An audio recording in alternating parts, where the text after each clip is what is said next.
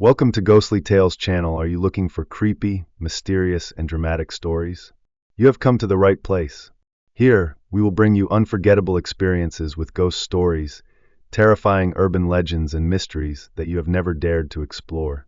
Come with us into the world of mysteries, where every sound can make your heart beat faster. Please listen, everyone. Kumanthong, the evil spirit. Hello, Hung. This is Gwyn. How are you? Is work still going well? Yes, Gwyn. My work is still normal. Is it raining heavily today that you are calling to ask me? How are you and your family? Is everyone still healthy? Is business still growing steadily?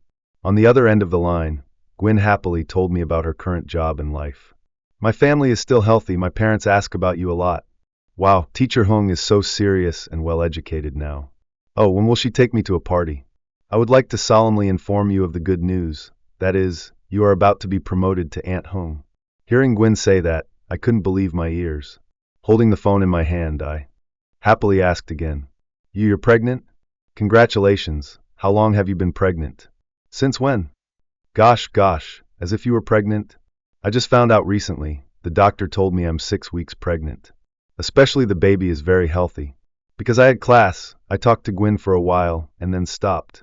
It seemed like it had been a long time since Gwyn and I had talked to each other. Gwyn calling me today reminded me of the time when we first met. Gwyn and I have known each other since we first entered university.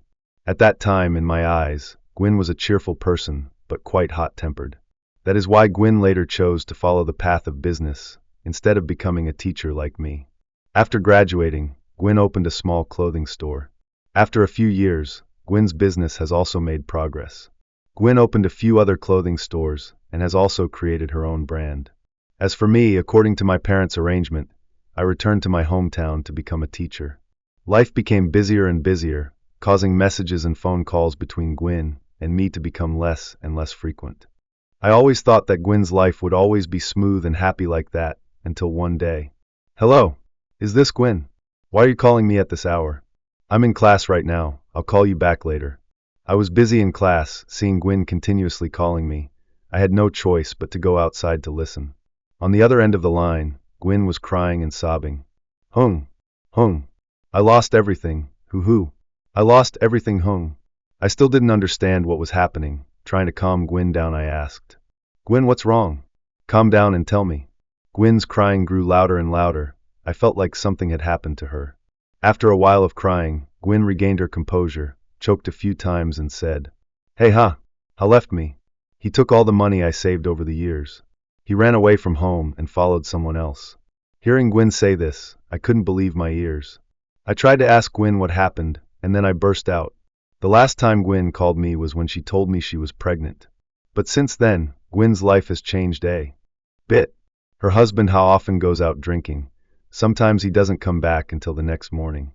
Gwyn has to shoulder the business alone, but then because she can't control everything by herself, plus having a small child, Gwyn's business has declined day by day. Gwyn and her husband have had a few arguments because of that. The climax was the night before Gwyn caught her husband cheating. There was a big argument between the two, causing Ha to gather all his assets and leave home this morning. Stop thinking about it, take a rest. Tomorrow I'll ask for leave to take the bus up there with you. As promised, the very next day, I drove straight from Bac Ninh to Hanoi.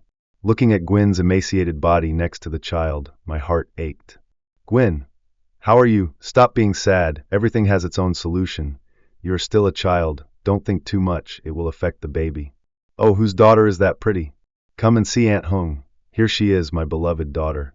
Holding the baby in my arms, I asked Gwyn what had happened. Gwyn sat next to me, looking at me, her eyes dull, her face expressionless. Looking at the child, Gwyn coldly said, I'm fine. I've thought a lot since yesterday. I still have to live to take care of my daughter. As for Mr. Ha, I won't forgive him for what he did to me and my mother. Seeing Gwyn strong again, I also felt somewhat relieved. Because the next day was the weekend, I stayed to take care of Gwyn.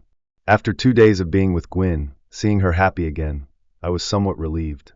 Because I had a lecture the next morning, I had to say goodbye to Gwyn and return to Bac Ninh. Time passed by so quickly, Gwyn's business also returned to normal. Although it was not as popular as before, it was not a problem to take care of Gwyn's life. As well as her daughter's, it was not a problem. Tonight was like any other day. After dinner, I returned to my office, still having a headache with the pile of textbooks in front of me. My phone vibrated. Seeing the caller was Gwyn, I happily picked up the phone. Hello, Hung. What are you doing? I have booked a ticket to Da Nang at the end of the month. Would you like to come with me? Gwyn's voice seemed very happy. She chattered so fast that I couldn't figure it out, so I raised my voice and asked back. Hello. What did you say? What do you mean going on a trip? But why are you suddenly going on a trip? Okay, at the end of this month? Let me arrange it and let you know. As usual, Gwyn called me every night, and we happily talked until late at night. After a while, the day came for Gwyn and I to go to Da Nang. After a few days wandering around every corner, Gwyn and I returned to the hotel. Hey, I'm going out this afternoon. If you're tired, you can stay at the hotel and rest. I'll go home, and then we can go to the airport to return to Hanoi. I was still lying on the bed. Hearing Gwyn say that, I curiously turned to ask. What? Where are you going? Gwyn was confused. Her eyes showed a secretive look. She seemed to not want to let me know, or simply she was hiding something. Yes, I'm going out too. Buy some gifts for everyone. You should rest. I'll call you when I get back. Looking at the series of souvenirs on the ground, I turned to Gwyn and asked again. Didn't you buy all the gifts? Or do you know someone else that I don't know? Oh, my daughter is going to have a stepfather? Seeing me say this, Gwyn jumped up and slapped me. Crazy girl. I don't have anyone. I just have to go out for a bit. Work? Work is not enough. If you don't tell me, I won't let you go anywhere. If we go together, I have to always be by your side. Gwyn took a deep breath and spoke. Okay, you are my best friend anyway. I won't hide anything from you. Gwyn looked outside. She leaned close to my ear and whispered. What? You asked for the golden boy. Are you crazy, Gwyn? I heard that it's the soul of a child who died young, trapped in a doll, right? Seeing me speaking a bit loudly, Gwyn quickly covered my mouth with her hand, then she growled. Keep your mouth shut. Don't worry, I found out everything, the teacher said. These kids are very good. Just spend more time with them, buy them candy and clothes, they will help you a lot. But you don't understand what I'm saying, just rest. Someone is about to send a car to pick me up. I'll call you when I get home. Although my body was exhausted after a day of going out, thinking about letting Gwyn go alone to places like that, if something happened to her, I would regret it. Thinking of this, I looked at Gwyn and asked again. Have you thought it through, Gwyn? Are you sure nothing will happen? Yes. I have researched it thoroughly. You have to believe me. Gwyn looked at me with a confident tone. Okay, if you're sure, then I'll go with you. We'll travel together. I can't rest assured letting you go alone. Gwyn showed that she didn't want to go with me. She was about to say something when the phone rang. The person who picked her up had arrived at the foot of the hotel. Seeing that I was determined to go, Gwyn had no choice but to take me along. Sitting in the car, Gwyn and I gradually left the bustling city. Looking at the trees on both sides of the road, I turned to look at Gwyn and asked, Where are we going, Gwyn? I thought we were just staying near the hotel. I told you to stay home. Why didn't you listen? Are you scared? It's been a long time coming. The person who introduced me said this teacher lives near the Vietnam-Laos border. I heard that this teacher is Thai. He only comes to Vietnam once a year. This time he's here by chance, so I went to invite him. Gwyn happily told me from why she met the guide to how she got in touch with the teacher. Seeing Gwyn excited, I didn't want to spoil her mood, but then when I intertwined everything, I felt like this was no longer a coincidence or simply a prearranged event. After more than 3 hours in the car, Gwyn and I were dropped off at a small road. Looking at the howling forest around us, my body suddenly shivered from the cold, goosebumps and dog skin all over. Following the small dirt road, the grass grew more than half of our bodies on both sides. Gwyn. And I stopped right in front of the stilt house. Looking at the house lying alone in the middle of the forest, right in front of the house were 2 stone pillars, about the size of a person. On top of the stone pillars were 2 dolls with strange faces, one with a smiling face, the other with a crying face. Scattered on the ground were mannequins, some made of paper, some made of plastic, some made of porcelain, with countless different shapes. Looking at the unusual scene before us, I turned to pull Gwyn's hand. Hey, why do I feel like this house is so strange? Why do we have to build this house so deep in the forest? It's probably quiet deep in the forest like this, but you're thinking too much. Hurry up and go inside. If you're late to see someone else, you'll have to make an appointment for tomorrow. Just like that, Gwyn pulled me inside. The guide pointed to the room and signaled for the 2 of us to go in. Then he walked to the side of the pillar, leaning his back against the pillar, as if he was guarding something. Entering the stilt house, the first thing that caught our eyes was the countless dolls placed around the house. There were male dolls, female dolls too. The special thing was that every time I looked at a doll, a child's voice would immediately come out. Mom, Mom, choose me. Mom, choose me to raise. I'm a good boy. I will listen to you. Mom, choose me. Leaning close to Gwen, I spoke in a trembling voice. Gwen, can you hear anything? Why do I hear so many children talking? Come on, be quiet. The teacher is right in front of you. Gwen pinched my hand to signal me to be quiet. Right in front of me and Gwen was a colorful shrine, with cakes and candies piled high like a mountain. Gwen pulled me to sit down at a small table. She took out a wad of money from her pocket and placed it on a plate, then immediately prayed. Seeing the ceremony, the man sitting opposite picked up the plate and placed it in front of the shaman. The Thai shaman had always had his back to us, looking at the offering plate in front of the shaman. He waved his hand, as if understanding what the man sitting next to him was saying. He brought the plate to the table and shook his head. Gwen had always been a quick thinker. She saw the shaman's attitude and seemed to understand, immediately took out 2 more wads of money from her pocket and placed them on the plate. Looking at the offering plate in front of me, I couldn't believe my eyes. Gwen saw my bewildered expression, so she immediately looked at me to signal me to be quiet. After the shaman looked at the offerings in front of him and was satisfied, he placed the plate of money on the altar, clasped his hands, and prayed. The man next to him seemed to understand and pointed to the plate next to him. Okay, I agree. Now write your wishes on a piece of paper and put it here. I will ask you to give it to me. Hearing this, Gwen's eyes seemed to light up. Taking out the paper that she had prepared in advance from her pocket, Gwen placed it on the plate. The man opposite her began to open the paper and read it. Suddenly, the corner of his eyes moved slightly, his facial muscles twitched, and he looked at Gwen with a terrified gaze. Lighting the paper on the candle, he leaned close to the magician's ear and spoke in a whispering sound. The magician's whole body trembled. He clasped his hands in front of him and howled repeatedly. I am performing the ceremony to invite you ladies, those sentences. Quickly bow down, you must be sincere, understand. Otherwise, if you ladies, you are not happy, you do not choose, then even if I cannot invite you. Quickly bow down and bow down. The man beside me signaled for Gwen and me to bow. I had never believed in ghosts like this before, but because Gwen was my best friend, I had no choice but to follow her and bow. Around the dolls began to shake violently. The giggles of children suddenly came from everywhere. The sound of the wooden floor creaked, as if countless people were running on the floor.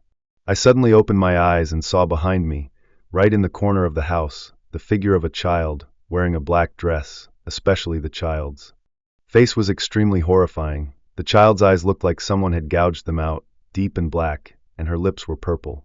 The child looked at me step by step, passing me and Gwen. The child came close to the sorcerer. Suddenly it turned around and looked straight at me, its mouth crooked in laughter. All the dolls around also broke, falling to the floor with a clang. I was so terrified that I bowed my head and closed my eyes. Immediately the scene returned to peace. Okay, both of you look up.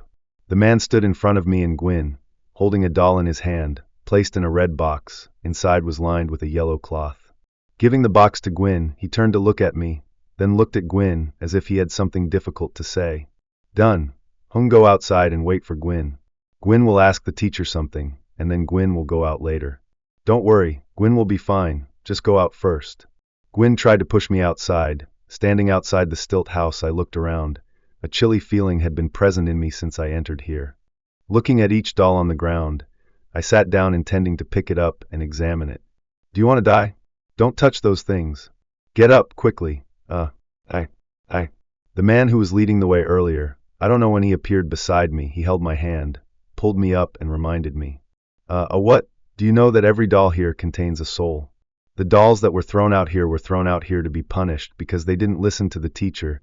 You better not touch them. If you touch these dolls, it means you have chosen that child to follow you. At that time, whether your life will be good or bad, no one can say.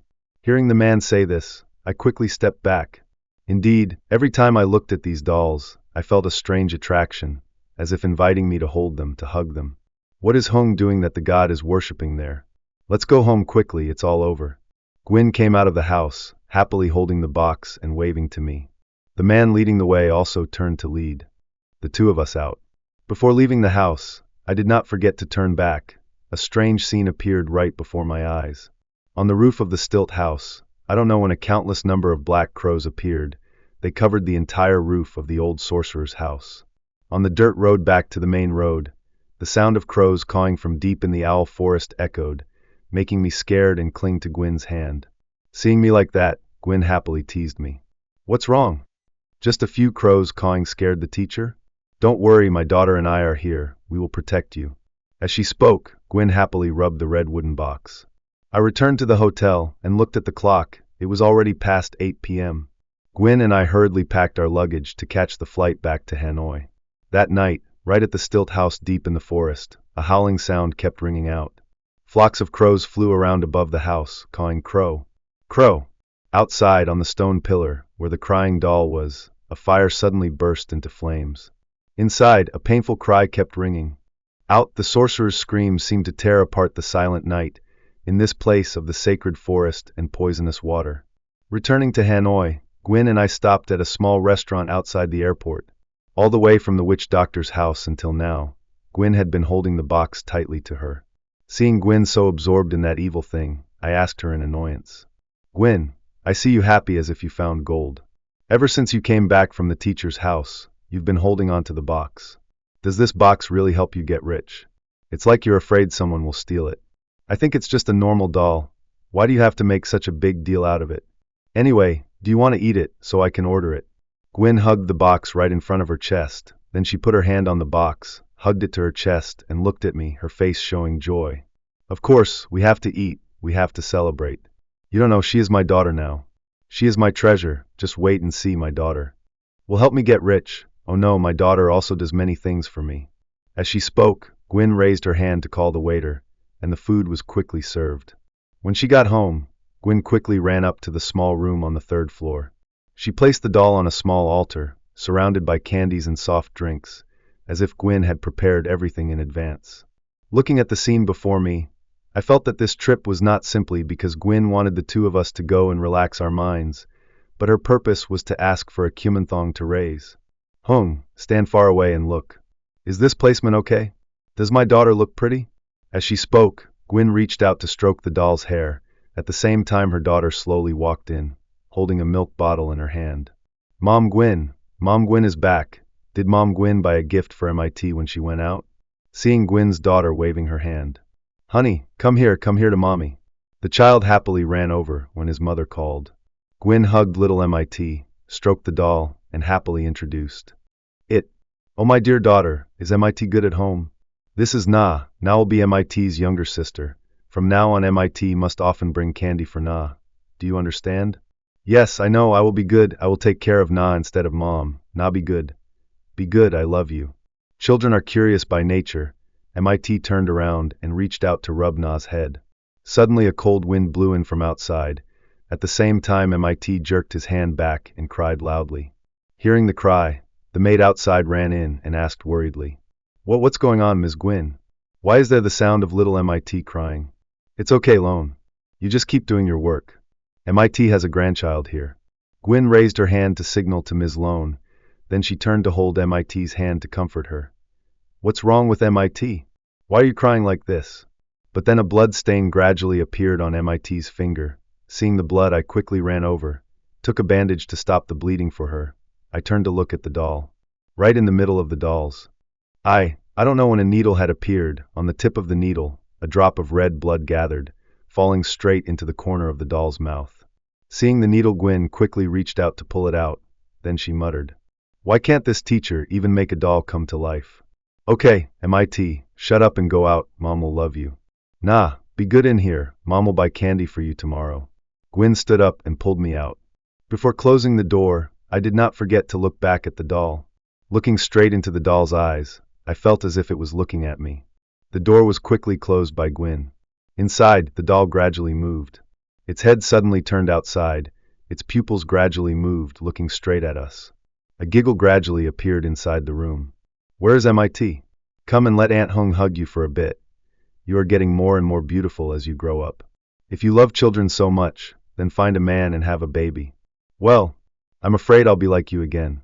It's best to stay single like this and take care of our beloved daughter. Right, MIT?" Saying that, I turned and hugged MIT. My seemingly harmless words made Gwen sad. She reached for her phone, looking for old pictures of her and Ha to look at. Seeing Gwen was happy and naturally quiet, I looked over. Hey, what are you crying about? Come here and let me and my aunt see. Looking at the image on the phone screen, I knew I had said something wrong, so I pulled Gwen into my arms and tried to comfort her. Stop, it's been a long time. Why are you still thinking about him? Anyway, isn't your life better like it is now? Stop crying, it won't be good if MIT sees it. Not knowing if it was because I coaxed her, or simply a moment of weakness, Gwen wiped away her tears, held the phone in front of her face, looked at Ha and spoke in a bland voice. Hung, let me ask you, for example, if Ha suddenly died, would you feel sorry for him? Knowing that Gwen hated Ha to the core for abandoning her and her child, I also chose my words carefully in response. For me, even if those who cheat die, no one will feel sorry for them. It's late, think less, turn off your phone and go to sleep. Tomorrow you have to take me back to school early. Seeing Gwen not saying anything, I lay down and hugged MIT to sleep. But then I unfortunately met Gwen's eyes that made me shiver, a gaze full of murderous intent. Staring at the phone screen, Gwen's hand squeezed so hard that the phone case was bent. That night, when everyone was falling asleep in the small room, the doll's body suddenly shook violently. The candy on both sides was thrown onto the floor by the doll. The silhouette of a child in a black dress gradually appeared. Step by step, the child stopped in front of Gwen's room. The sound of the door opening made a creaking sound. Bringing the child closer to Gwen, the phone suddenly lit up as if someone had touched it. Ha's image immediately appeared on the phone screen. Looking at the man, the child's body suddenly writhed. Each joint seemed to be broken by someone. It growled and turned around to run outside, leaving behind a giggle, along with the sound of footsteps. Hearing the movement, I woke up with a start. Who was walking around so loudly last night? I rubbed my eyes and grumbled. Seeing the phone in Gwen's hand was lit up, I lowered my head to look, intending to see what time it was so I could get up and get ready. But what terrified me was that on the phone was a picture of Ha, with her head crushed, blood flowing from her eyes, nose, and ears. One side of her face was crushed and no longer intact. Because everything happened so quickly, I didn't have time to prepare and screamed loudly. Hung, what's wrong with you? The room gradually lit up. I turned to look at Gwen fearfully. After hearing me tell her everything, Gwen laughed out loud. She opened her phone, held it in front of me, and teased me. What? You said there's a picture of Mr. Ha dead, and his face, all messed up in my phone. Look again. This picture was taken when the three of us went to celebrate the Mid-Autumn Festival. You took it yourself for me and him. Maybe you hate him so much that you dreamt he died. Go to sleep, it's only 3 o'clock. I'll wake you up when it's 5. I thought Gwen was right. It must be because last night Gwen asked me about Ha, which made me think too much. Lying down next to Gwen, I tried to close my eyes but couldn't sleep. In my mind now were only the images from earlier, a feeling so real it was unbelievable. That same night, on the highway connecting Haiphong to Hanoi, a Mercedes-Benz was speeding at rocket speed. Inside was a couple playing music and dancing. The girl turned around, reached out to touch the man's chest, and spoke flirtatiously. Mr. Ha, let's go back and continue playing. I haven't had enough yet. The boy was none other than Mr. Ha. He turned around and put his hand on the girl's thigh. Rubbing her thigh, he spoke in a sick voice. Honey, wait until we get back to Hanoi. I will let you play many more interesting things. Just be obedient and listen to me. His animal instincts flared up, and he stepped on the gas pedal and sped away. But what startled him the most was that, at that moment, a child's figure suddenly appeared in the middle of the road. The child was wearing a black dress, with red eyes, staring at the car. Because the child appeared so suddenly, Ha was startled and quickly turned the steering wheel to one side. The car quickly crashed into the median strip, flew to the other side of the road, and on the opposite side appeared a tractor-trailer going in the opposite direction, ramming Ha's car several dozen meters away. The impact caused the car door to fly out, and Ha was also thrown out. His head hit the road, crushed by the rear wheel of the car. Half of his face was crushed, and the old man in his head was shot out onto the road, white and limp. Ha died instantly, his eyes rolled back. Blood from his eyes, ears, and nose also flowed out. On this side, the child's figure gradually disappeared, leaving behind a giggle, echoing on the highway. Okay, you can leave me here. If I get out of the car near the school, many people will see me. Okay, I'm going to school now. You go home and be careful. Waving goodbye. To Gwyn, I walked into the school. That day passed peacefully until the evening of the same day. Hello, is this Hung? What are you doing? Go to Zalo and I'll send you this. Gwyn's voice sounded urgent on the other end of the line. Even though I was busy preparing my clothes for the next day, I conveniently pressed the button when Gwyn reminded me. The blue screen with the word Zalo gradually appeared. When I saw Gwyn sending the photo, I immediately went to look. Thud, the phone in my hand fell to the ground. A feeling of horror gradually appeared in me. Right on the ground, the phone screen was still bright, showing a picture of Mr. Ha. What scared me was that, in the picture, his face was exactly the same as what I saw on Gwyn's phone this morning. I quickly picked up the phone, pressed the button to call Gwyn. Hello, this is Hung. Hello, Gwyn. Where did you get that photo? And when did Ha die? I thought that Ha's death would be a shock to Gwyn. But no, Gwyn didn't seem surprised at all about Ha's death. She answered me in a bland voice. Yes, Mr. Ha died. His sister just sent me a photo. She told me to take MIT over there to see him off for the last time. So what do you think? Will you take MIT over there? Of course not. MIT is my daughter. That bastard is not MIT's father. Do you understand? In the past 3 years, he has not visited my daughter even once. Even if he died hundreds, thousands of times, I wouldn't care in the slightest. Hearing Gwyn's voice, it seemed like she was very happy. A chill gradually appeared in me. Suddenly I remembered the purpose of calling Gwyn. Interrupting her, I hurriedly asked, Gwyn, I have something to tell you. Do you remember this morning when I told you I saw a picture of Ha covered in blood, half of his face smashed on your phone?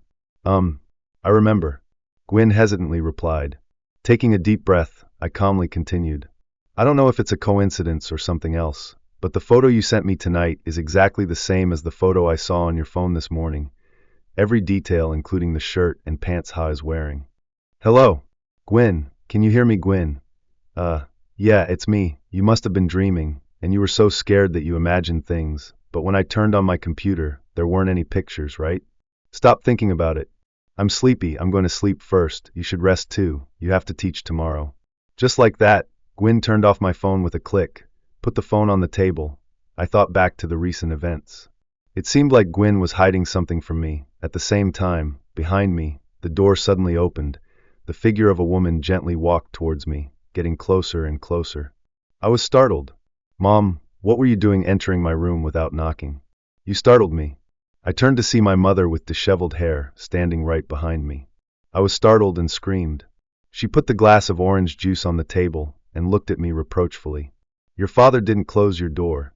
You're an adult. Your eyes are big. Here's the orange juice I made for you. Do whatever you want and go to bed early. You don't have a husband or children yet, and you're staying up all night like this. No wonder your skin is bad, and later the dogs will pick you up. Mom glared at me, then turned and walked outside. Turning back inside, I looked at the glass of orange juice and was happy again. It seemed that no matter what happened, parents would always love us unconditionally. Turning back to look at the lesson plan in front of me, I sighed deeply. As for Gwyn, after hanging up my phone, Gwyn walked out of the room and walked towards the room where Na was worshipped. Sitting in front of Na's altar, Gwyn reached out and held Na in her arms. Good Na. My good Na listens to me. Today my good child is so good, helping me get revenge on that ungrateful guy. Now let me feed you. The sentence ended when Gwyn took out a small knife from behind the altar. The knife was carved with squiggly characters. She cut the tip of her finger and dripped blood directly into the corner of the doll's mouth. The special thing was that no matter how good the blood was, it was immediately absorbed inside. When there were 9 drops of blood, Gwyn stopped. Putting the doll back in place, Gwyn returned to her room. Looking at little MIT sleeping soundly beside her, Gwyn suddenly remembered Ha. Not because she still loved or pitied him, but because little MIT would no longer have a father in this world. Thinking of her daughter lacking love from her father, a feeling of heartache suddenly appeared in her. Holding MIT in her arms, Gwyn gradually fell asleep. But then, every time the night fell, a cold feeling gradually covered this house. Stuck! Gwyn's room door gradually opened. The figure of a child wearing a black dress, with purple lips gradually walked in. Standing in front of Gwyn, the child looked at the boy MIT and spoke in a clear voice. Mom is mine. You can't take my mom away. Mom must love me more than you. I must be loved more than you. Stepping behind on the other side, the child lay down next to Gwyn. He wrapped his arms around her back and giggled. Mom, Turn around and hug Na to sleep. You have to love Na the most, then Na will be obedient to you. Hee. Good Na. Na listens to you. You have to love Na, okay? Time flies by. Since the day I brought Na home, Gwen's business has been growing. Seeing Gwen's business getting better and better, I feel happy too. Meet. Eat. Aunt Hung came to visit MIT. Hearing my voice, MIT happily ran out. I told you to come early. You can't change your tardiness, making me and my mother wait for hours. I held MIT and turned to look at Gwen, seeing that in Gwen's arms was baby Na. I spoke in a puzzled voice. Gwen, you don't hold MIT. Why are you holding that doll? It looks so creepy. As I spoke, I carried little MIT towards Gwen, but as I was about to step onto the stairs, it was as if someone was pulling my leg. As a result, I slipped and fell. Since I was holding little MIT, I had to lean back and hit my shoulder on the porch. Gwen, who was upstairs, saw this and quickly bent down to pull me up. Be careful when you walk home. It just rained, and the steps on my porch are a bit slippery. Will it hurt if you fall? Come up here and carry Na, let me help home. Up. Gwen came and bent down to pull me up. Holding on to Gwen's hand, I stood up heavily. Suddenly my eyes met the doll. I seemed to realize the doll was looking at me and smiling. Startled, I fell back and sat down on the ground. What's wrong, Hung? I told you to stand up slowly. Stand up slowly. I'm fine, let's go inside. I stood up with my hands, dusted off my clothes, and pushed Gwen into the house. I looked at Na, but her face was still normal. Maybe the fall had touched some nerve, causing me to hallucinate. Thinking of this, I ignored it. After dinner, I played with little MIT outside the living room.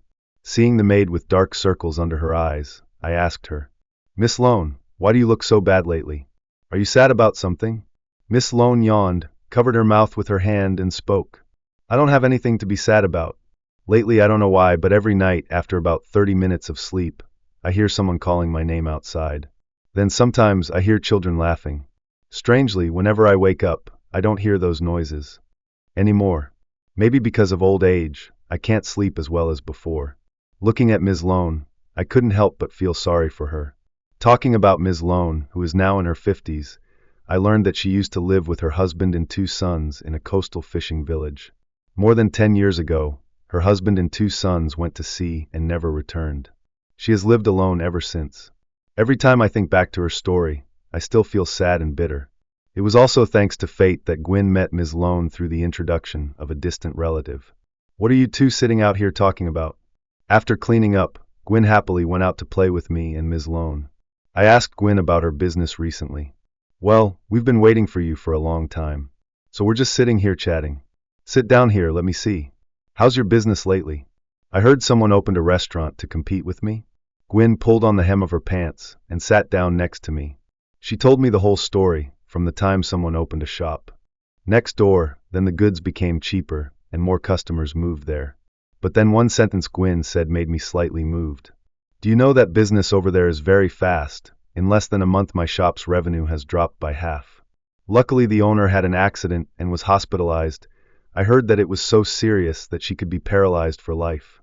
After that incident, the shop there also closed down. It's all thanks to my good daughter, my Na, right? Na. Why do you need Na? I don't really understand what you're saying. Hearing me ask again, Gwen's face changed slightly, she stammered. Well, since I brought Na home, everything has been going smoothly, right? Of course it's because Na has blessed me. You go sit and play with Ms. Lone. I'll go upstairs and feed my daughter. Na. Mom's coming up to my baby. Seeing Gwen acting strangely lately, I turned to look at Lone and asked, Miss Lone, is your friend always like this lately? Ms. Lone looked at me, then looked at Gwen and sighed. According to Ms. Lone, since Gwen took Na home to raise, Gwen spent less time with MIT. Most of the time Gwen was at home, she was in Na's room. Gwen also held the key to Na's room. Ms. Lone was still recounting everything when suddenly MIT's crying rang out from outside. Startled, Ms. Lone and I quickly ran inside. Meet. MIT, what's wrong, son? Be good and don't cry, let Aunt Hung see. Why did you fall here like this? Do you hurt anywhere? Come here, let me see. Baby MIT held a toy in his hand, turned to look at me and cried. Eat. MIT was playing with Na. Then Na said she hated MIT. Na pushed MIT to the ground. Hearing MIT say this, I had a puzzled expression, picked MIT up and sat him on the chair. I whispered. Did not pull MIT down? Let Hung beat Na for MIT. No, Aunt Hung, don't hit Na. Gwen's mother said that we have to love Na because she is younger than MIT. Whose child is that good? Then MIT, be quiet and Aunt Hung will go buy toys. Holding MIT in my arms, I patted her head to comfort her. That evening, after having dinner at Gwen's house, I drove back to Bac Ninh. My work after that was quite busy, preparing for the exam season for students, leaving me little time to care about everything around me. After a while, I remembered that day was the last review session of the class. At that time, I was still busy instructing the students before the exam day. Suddenly my phone rang. Seeing Gwen calling, I picked up the phone to answer. Hello, this is Gwen. Is there anything wrong? If there is nothing, I will call you back later. Gwen did not answer me. Her sobbing grew louder. As if sensing something unusual, I tried to ask again. Gwen, what's wrong with you? Can you hear me, Gwen? It's me. Hung, little MIT fell. He's in the emergency room up here. Hoo. Saying this, Gwen burst into tears. I could not keep calm either. I tried to calm her down. You stay there, wait for me, don't worry too much, I'll go up there with you now, send me the hospital address. I returned to the classroom, told the students a few things, and then let them go home. Back to Gwen's story. After Gwen sent me the address, I rushed to the hospital. In front of the emergency room, I saw Gwen hugging Ms. Lone and crying, so I quickly ran over to ask. Gwen, how is it? Where is MIT? How is everything? Tell me. Gwen pointed at the emergency room door, then turned to hug Ms. Lone and cried loudly. Knowing that Gwen was mentally unstable, I looked at Ms. Lone for help. Pulling me to sit down on the chair, Ms. Lone sighed and told the story. Sigh, the thing is, this morning, Gwen told her to let her take MIT to school. She told her to let her take him, but Gwen didn't listen. She insisted on taking MIT. When she got to the end of the street, she remembered that she hadn't bought milk for MIT yet. I don't know how she parked the bike, but MIT accelerated and went straight into someone's store. When she got to the hospital, they took her straight to the emergency room. I don't know what the situation is like there now. As soon as Ms. Lone finished her story, the emergency room door opened. The doctor announced that the emergency surgery had been successful beyond expectations. Gwen and Ms. Lone followed the doctor to take MIT to the recovery room, while I went to complete the admission procedures. Looking at MIT lying on the hospital bed with her head bandaged, my heart couldn't help but ache. Holding her hand, my heart couldn't help but ache. Nah, don't hate me, I still love you. Nah, don't hate me. Mom, Aunt Hung, save me. Aunt Hung, MIT used her hand to grip my finger tightly. Her voice was panicked. She seemed very scared. Sweat was pouring out from her palm. Be good, Mitt. Aunt Hung is with MIT. Don't be scared anymore, MIT. Be good. Tomorrow Aunt Hung will buy lollipops for MIT. I tried to comfort her, even though I knew she couldn't hear me. After a while of being delirious, MIT returned to normal. Feeling the stuffy atmosphere in the room, I pulled Gwen out for a walk. Sitting on the hospital bench, I looked at Gwen and asked, Gwen, are you hiding something from me? No, I have nothing to hide from you. Gwen shook her head as if everything was normal, but then a voice from afar made Gwen and I turn our heads. Gwen, how long do you plan to hide this, Gwen? Miss Lone. Gwen and I turned to each other and asked in surprise. Coming closer to me and Gwen, Ms. Lone angrily told me everything. I learned that since Gwen brought baby Na back, strange things happened in the house. The furniture in the room was often turned upside down. At night, the sound of children laughing and talking, the sound of furniture falling and breaking happened one after another. Ms. Lone looked around and sighed and continued telling the story. There were nights when she saw the shadow of a child, holding a knife, walking from the kitchen towards Gwen's room. At first, she thought that little MIT was dreaming, so she quickly went out to turn on the light. But then she only saw the knife lying alone, outside Gwen's room door, and MIT was nowhere to be seen. When she returned to her room, she thought about it, and it seemed that the child was not little MIT. She had taken care of little MIT since he was a child. She knew that child was much younger. Tan mit. Hearing Ms. Lone tell this story, I turned to look at Gwen. She nodded slightly in agreement, and then absent-mindedly continued. Since the day I brought Na home, everything has been going smoothly, just as I wanted. I just told Na what I wanted and she would do it for me. But then Na became more and more mischievous. She broke everything, until last night I brought a whip to beat her. And then everything happened like this today. At this point, Gwen turned to hug me and cried, and Ms. Lone also shook her head in agreement. The three of us sighed and looked up at the sky, a heavy feeling gradually appearing in the hearts of everyone sitting here. Back in the recovery room, Gwyn and I went to check on little MIT's condition. When we got to the bed, I suddenly saw a bruise as big as a chicken egg on little MIT's hand. Pulling little MIT's hand to look, suddenly a coin fell out of the palm of her hand. The coin on the ground made a clanging sound. Looking at the pile of coins on the ground, along with the bruise on little MIT's hand, Gwyn seemed to understand the problem. Gwyn turned to lean her head on my shoulder and sobbed. "It's him. He came here. Why? Why did he do that to my daughter?" I didn't know what to say to Gwyn. This problem was really too much for me. I rubbed Gwyn's body and looked at little MIT. On this side, Gwyn was so tired that she fell asleep without realizing it. That night, while Gwyn was still sleeping, suddenly there were footsteps from afar, accompanied by a child's voice. Mom Gwyn. Mom Gwyn hasn't fed me yet. Or should I eat Ms. MIT? Ms. MIT's blood is delicious." As she spoke, Na walked straight towards MIT's bed, placed her hand on MIT's head, and a cracking sound was heard. Gwyn reached out her hand towards Na and cried out, No, don't. MIT is your sister. You can't do that. Don't. Mom will come back to feed you. Please forgive your sister, Naya." Before Gwyn could finish her sentence, MIT's head was torn off, blood oozing out. Holding the head in her hand, Na brought it to her mouth and gnawed on it. Gwyn now wanted to get up, reaching out towards Na and rushing towards her. "No, stop. I beg you to stop. Please forgive Ms. MIT. Gwyn. Gwyn, wake up. What's wrong with you, Gwyn? Wake up." My call startled Gwyn awake. Knowing she had just experienced a nightmare, Gwyn breathed a sigh of relief. "Nothing. I just had a nightmare. Is it morning already? How is MIT?" I pointed to MIT's bed and happily spoke. "MIT is awake. You come back to the child. I will go out to buy porridge, eat later to regain strength." Helping Gwyn into the room, I took the lunch box and went out. Standing in front of the porridge shop outside the hospital gate, I picked up my phone and started to learn about Kumanthong. Reading the articles online, I really didn't expect Gwyn, my best friend, to do such a stupid thing. Kumanthong is really not as simple as I thought. A chill gradually appeared in me, as if there was some invisible force staring at me from behind. Putting the phone in my pocket, I turned my head to look. In the distance, a child's figure, wearing a black dress, had appeared. The child stood there staring at me. Suddenly it opened its mouth, blood flowing from its mouth. Startled, I dropped the lunch box on the ground. I couldn't believe my eyes. Crash. Miss, what's wrong with you? The porridge is all spilled." The porridge seller's voice was like a bell waking me up. Looking down at the ground, I saw the porridge was all over the place. I picked it up and gave it to the seller.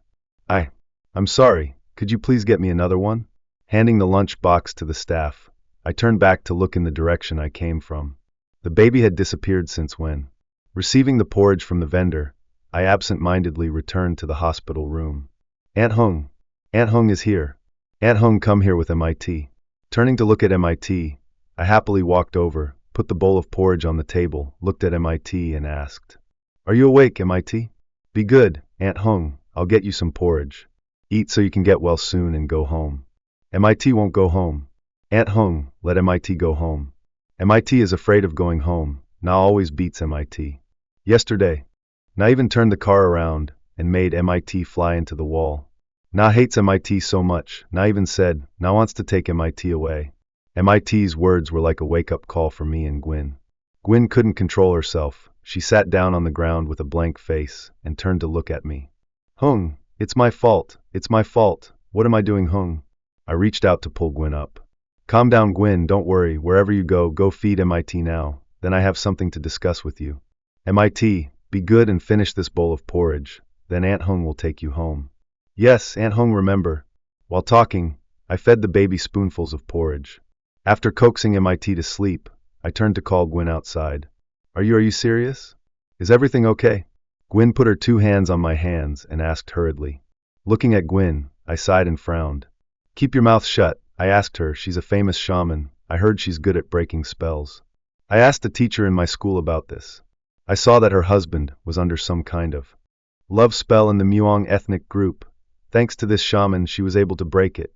Now, let's prepare our things and go to this shaman's house to see what happens." Gwyn and I went back to the room to get our things, told Ms. Lone a few things, then quickly went outside. After a while of asking around, Gwyn and I stood at a temple on the banks of the Red River. Knowing that the owner of the temple was Ms. Dung, because Ms. Dung was busy performing a ceremony, Gwyn and I walked around the temple. Ms. Dung's temple was located on the edge of the Red River, facing the river with rolling waves. Sitting on the stone bench, I looked out at the river. A feeling of comfort gradually appeared in us. "Are you two here to find Ms. Dung?" A woman in her 60s sitting next to us asked a question. When she saw someone asking Gwyn and I, she turned around in confusion. "Yes, we have something to discuss and came to see you. Did you come here to invite me to?" I looked at the woman next to me and shyly replied. The woman smiled warmly, turned to look at us, and continued speaking. "No, I've been living here for almost 10 years. Did you two have a problem with the ghost child?" Hearing the woman in front of me say this, Gwyn and I couldn't believe our ears. I grabbed the woman in front of me and asked hurriedly, "Yes, that's right, miss. How? Do you know they were haunted by ghosts?" The woman looked at the two of us with sympathy in her eyes. Pointing her hand toward the outside of the gate, the woman spoke softly. "Can't you see anything? There's a kid who followed you all the way here, and he's still standing outside the gate staring at you too." Hearing this, Gwyn and I instinctively turned our heads to look out the gate. A cold feeling suddenly came over me. I turned to look at the woman in front of me. My hands had been shaking for some time. "Miss, did you see it? It tortured my friend so much, miss." Looking at Gwyn, the woman sighed and told the story. "This woman's name is Lon from Hanoi. 10 years ago, her son followed a friend to Thailand to invite a Kumanthong baby, the purpose of which was only to worship and ask for good fortune in business. At first, his business was developing very well, but later, when the spirit of the child became stronger, it turned around and forced him to serve it. The son, afraid that she would think too much, hid it from her for many days, until one day he went crazy and everything was revealed.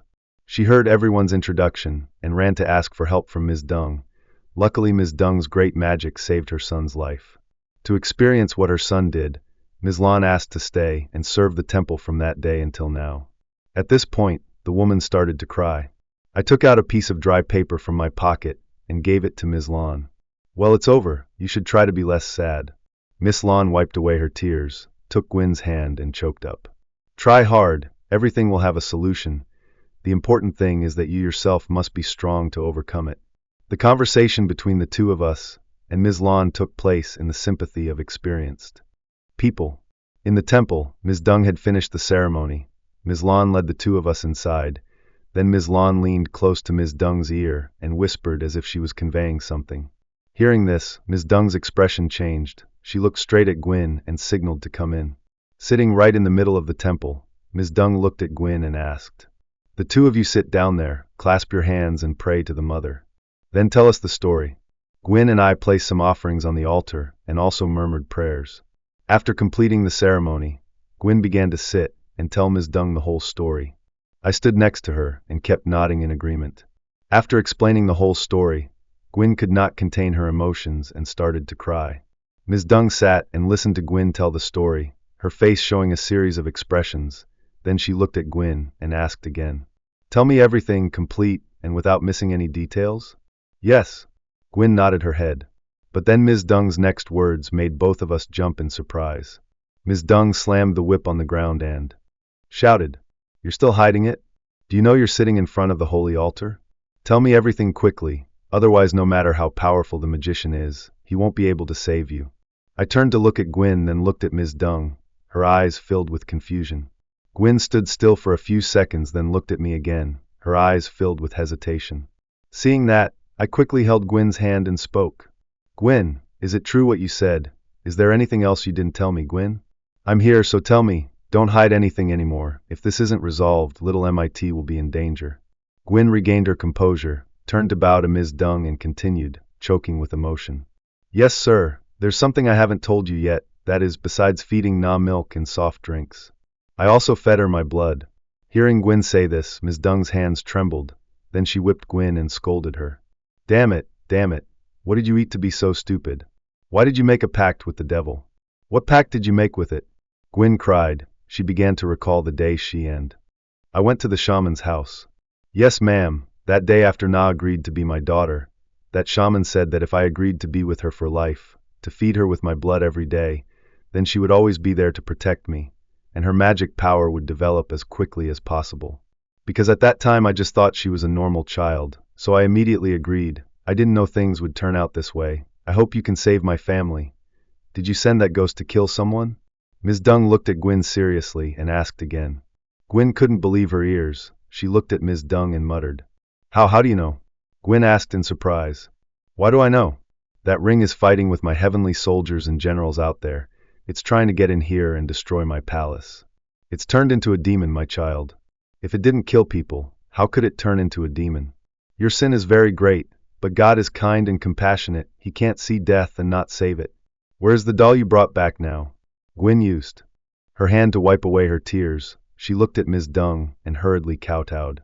Yes, thank you. I left the doll in my house, teacher. Okay, you two wait for me a moment. I'll prepare some things and go with you too. Miss Dung waved her hand to call people inside to prepare.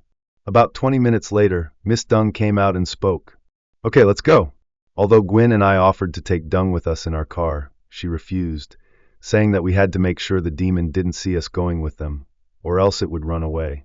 When Gwyn and I reached Chuang Duong Bridge, a car suddenly came speeding towards me from the opposite direction. Looking at the car in front, Gwyn's eyes widened. She pointed and stammered. It's nah.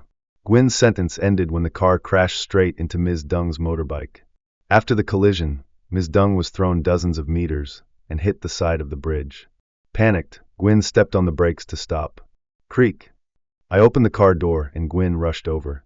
Miss Dung. Ms. Dung now had blood flowing everywhere. She looked at the two of us and shook her head. No, it's too late. Forgive me for my weak strength. I can't save you too. To destroy the demon, we must return to where it was born, find that teacher to neutralize it. It's really too strong. Must hurry, no cough cough. As she spoke, blood began to flow from her mouth, and at the same time a child's voice echoed in our ears. No, I'll kill the whole family, hee. Mom Gwyn. Why did Mom Gwyn find someone to take me away? Did Mom Gwyn forget that Mom Gwyn promised to stay by my side, to take care of me for the rest of my life, Mom Gwyn? Gwyn seemed unable to keep calm. She jumped up, turned her head to look around, and screamed loudly. Why do you have to do that? Can't we live happily as a family? Why? I'm hungry. Mom Gwyn. I'm so hungry. Mom Gwyn, come home soon and feed me, or I'll eat Ms. MIT. Mom Gwyn. Seeing that Gwyn could not keep calm, I quickly pulled her to sit down, hugged Gwyn in my arms to calm her down. Gwyn, calm down. There are many people here, don't lose control. Gwyn turned to look at Ms. Dung, tears streaming down her face, a sense of guilt gradually appearing in both of us. After the police and ambulance arrived, Ms. Dung was declared dead on the spot due to an accident. The driver was said to have fallen asleep while driving and then hit Ms. Dung. After hearing us recount the incident, Ms. Dung's family understood the reason for the accident and sympathized with the other driver. Sitting in the temple, a heavy feeling weighed on our consciences. If it weren't for us, Ms. Dung wouldn't have had an accident today. After Ms. Lon had prepared everything inside, she sat next to us and smiled kindly. Don't think too much. Ms. Dung has already told you everything that happened today, so you two don't need to feel guilty. Report in advance? What do you mean by report in advance? Ms. Lon, what are you saying? We don't understand. Gwyn and I looked at Ms. Lon in confusion. Ms. Lon sighed and looked into the temple, then she remembered. The night before, after the full ceremony, Miss Dung heard from her uncle that 2 people would come looking for her today, and this was also the debt she owed them in her previous life. He also told her that this time there would be more danger than good, so she had to be careful. When she was preparing to go there, she had a bad feeling, so she decided to go by herself. She never expected things to come to this point. Well, the 2 of you don't need to think too much. Everyone has their own destiny, so just let it be. Oh, and this? As if remembering something, Ms. Lon immediately reached into her pocket and pulled out a red amulet and gave it to Gwyn. Before leaving, Ms. Dung gave her this talisman, telling her to give it to the 2 of them if anything happened. She also told them that when they returned, they just needed to attach the talisman to the doll's back, then take it back to find the teacher. This talisman would prevent the doll from harming them on the way. Receiving the amulet from Ms. Lon, Gwyn and I bowed our heads in gratitude. After 2 days of staying to help the family prepare for Ms. Dung's funeral, Gwyn and I returned to the hospital. Seeing that Gwyn and I had returned, Ms. Lon hurriedly ran out. Thank goodness, you two are back. How is everything? Can you invite a teacher to come back and help? Looking at Ms. Lone, Gwyn and I shook our heads and sighed. Is everything okay here these days, Ms. Lone? How is little MIT? I looked at Ms. Lone and asked. MIT is still fine, I just fed him porridge. He is probably sleeping now. Ms. Lone said while pointing to the sick room, but then at that moment, little MIT's voice made the three of us rush inside. Nah, don't hit me, it hurts so much, nah. I love nah, but why do you keep hitting me? Mom. Nah, hit me, Mom. Aunt Hung. Who entering the room, I hurriedly ran to hug little MIT and called out. MIT, wake up, my Aunt Hung is here, don't be afraid. Aunt Hung. Now wants to take MIT. MIT is so scared. MIT hugged me and cried loudly. Gwyn was very angry, but she didn't know what to do now. Gwyn hugged her daughter and comforted her. Mom's here, don't be scared, be good, don't be scared. MIT, stop crying, Mom will take MIT to buy candy. The next day, as scheduled by the doctor, I completed the procedures for MIT to be discharged from the hospital. Looking at the spacious house in front of us, Gwyn and I looked at each other and sighed. Just thinking about going into the house now and seeing that doll, I couldn't help but shiver. Let's go inside, Aunt Hung. Na is standing at the door waving at us. MIT's words made Gwyn and I turn to look at each other. Taking slow steps, Gwyn gently opened the door. The sound of the door opening echoed inside the house. Gently pushing the door open, a foul smell suddenly wafted out from inside. Covering my nose, I stepped inside. Giving baby MIT to Ms. Lone to hold, Gwyn and I went upstairs to start packing. Okay, let's go to the car, Ms. Lone. Sitting in the car, Gwyn and I returned to Ms. Dung's temple. In front of the gate, a woman's shadow was seen walking back and forth. The woman was none other than Ms. Lon. Seeing us, Ms. Lon quickly waved and said, Quickly bring the child inside, or the devil will see now. Hearing this, Gwyn and I hurriedly carried little MIT into the temple, sat in front of the big altar, and looked at MIT with regret. Poor girl, she was tortured until her soul was weak. You two can rest assured and leave the child here for me to take care of, under the protection of the first heaven. That demon probably won't dare to do anything. Now you two go back, remember to act normally as if nothing happened, okay? Just follow the plan. Seeing Gwyn and I walking out, MIT hurriedly followed. Aunt Hung. Mom, where's everyone going? And MIT too. Turning to rub MIT's head, I tried to flatter him. Be good, Mit. MIT stays here and plays with Mrs. Lon and Mrs. Lone. Aunt Hung and Gwyn's mother have to go do some work. Aunt Hung will come back in a few days and pick MIT up. Gwyn also followed me. Good girl, stay here for a few days. Mom, Gwyn is going to work. When I come back in a few days, I will take MIT out. To play. Yes, then Mom, Gwyn and Aunt Hung remember to come home early to pick up MIT. I patted little MIT's head and winked at Ms. Lone to carry him inside. I bowed to Ms. Lon and Gwyn and returned to the car. To deceive the demon's suspicion, Gwyn and I had to return to that house that night. After bathing, Gwyn and I went to bed early. To reduce the fear that night, we turned on the lights in every corner of the house, because deep down I still thought that light was something that weakened demons. As the night fell, we both fell into a deep sleep. Clack, clack, clack. In the dark night, there was a sound like someone was continuously slashing. Deep in the corner of the room on the third floor, there was a child's figure holding a star and slashing continuously at the wooden floor. Mom, Gwyn. Na is hungry. Na is so hungry, Mom, Gwyn. Mom, Gwyn won't feed Na. Mom, Gwyn. Mom, Gwyn, don't sleep anymore, Mom, Gwyn, wake up and feed Na.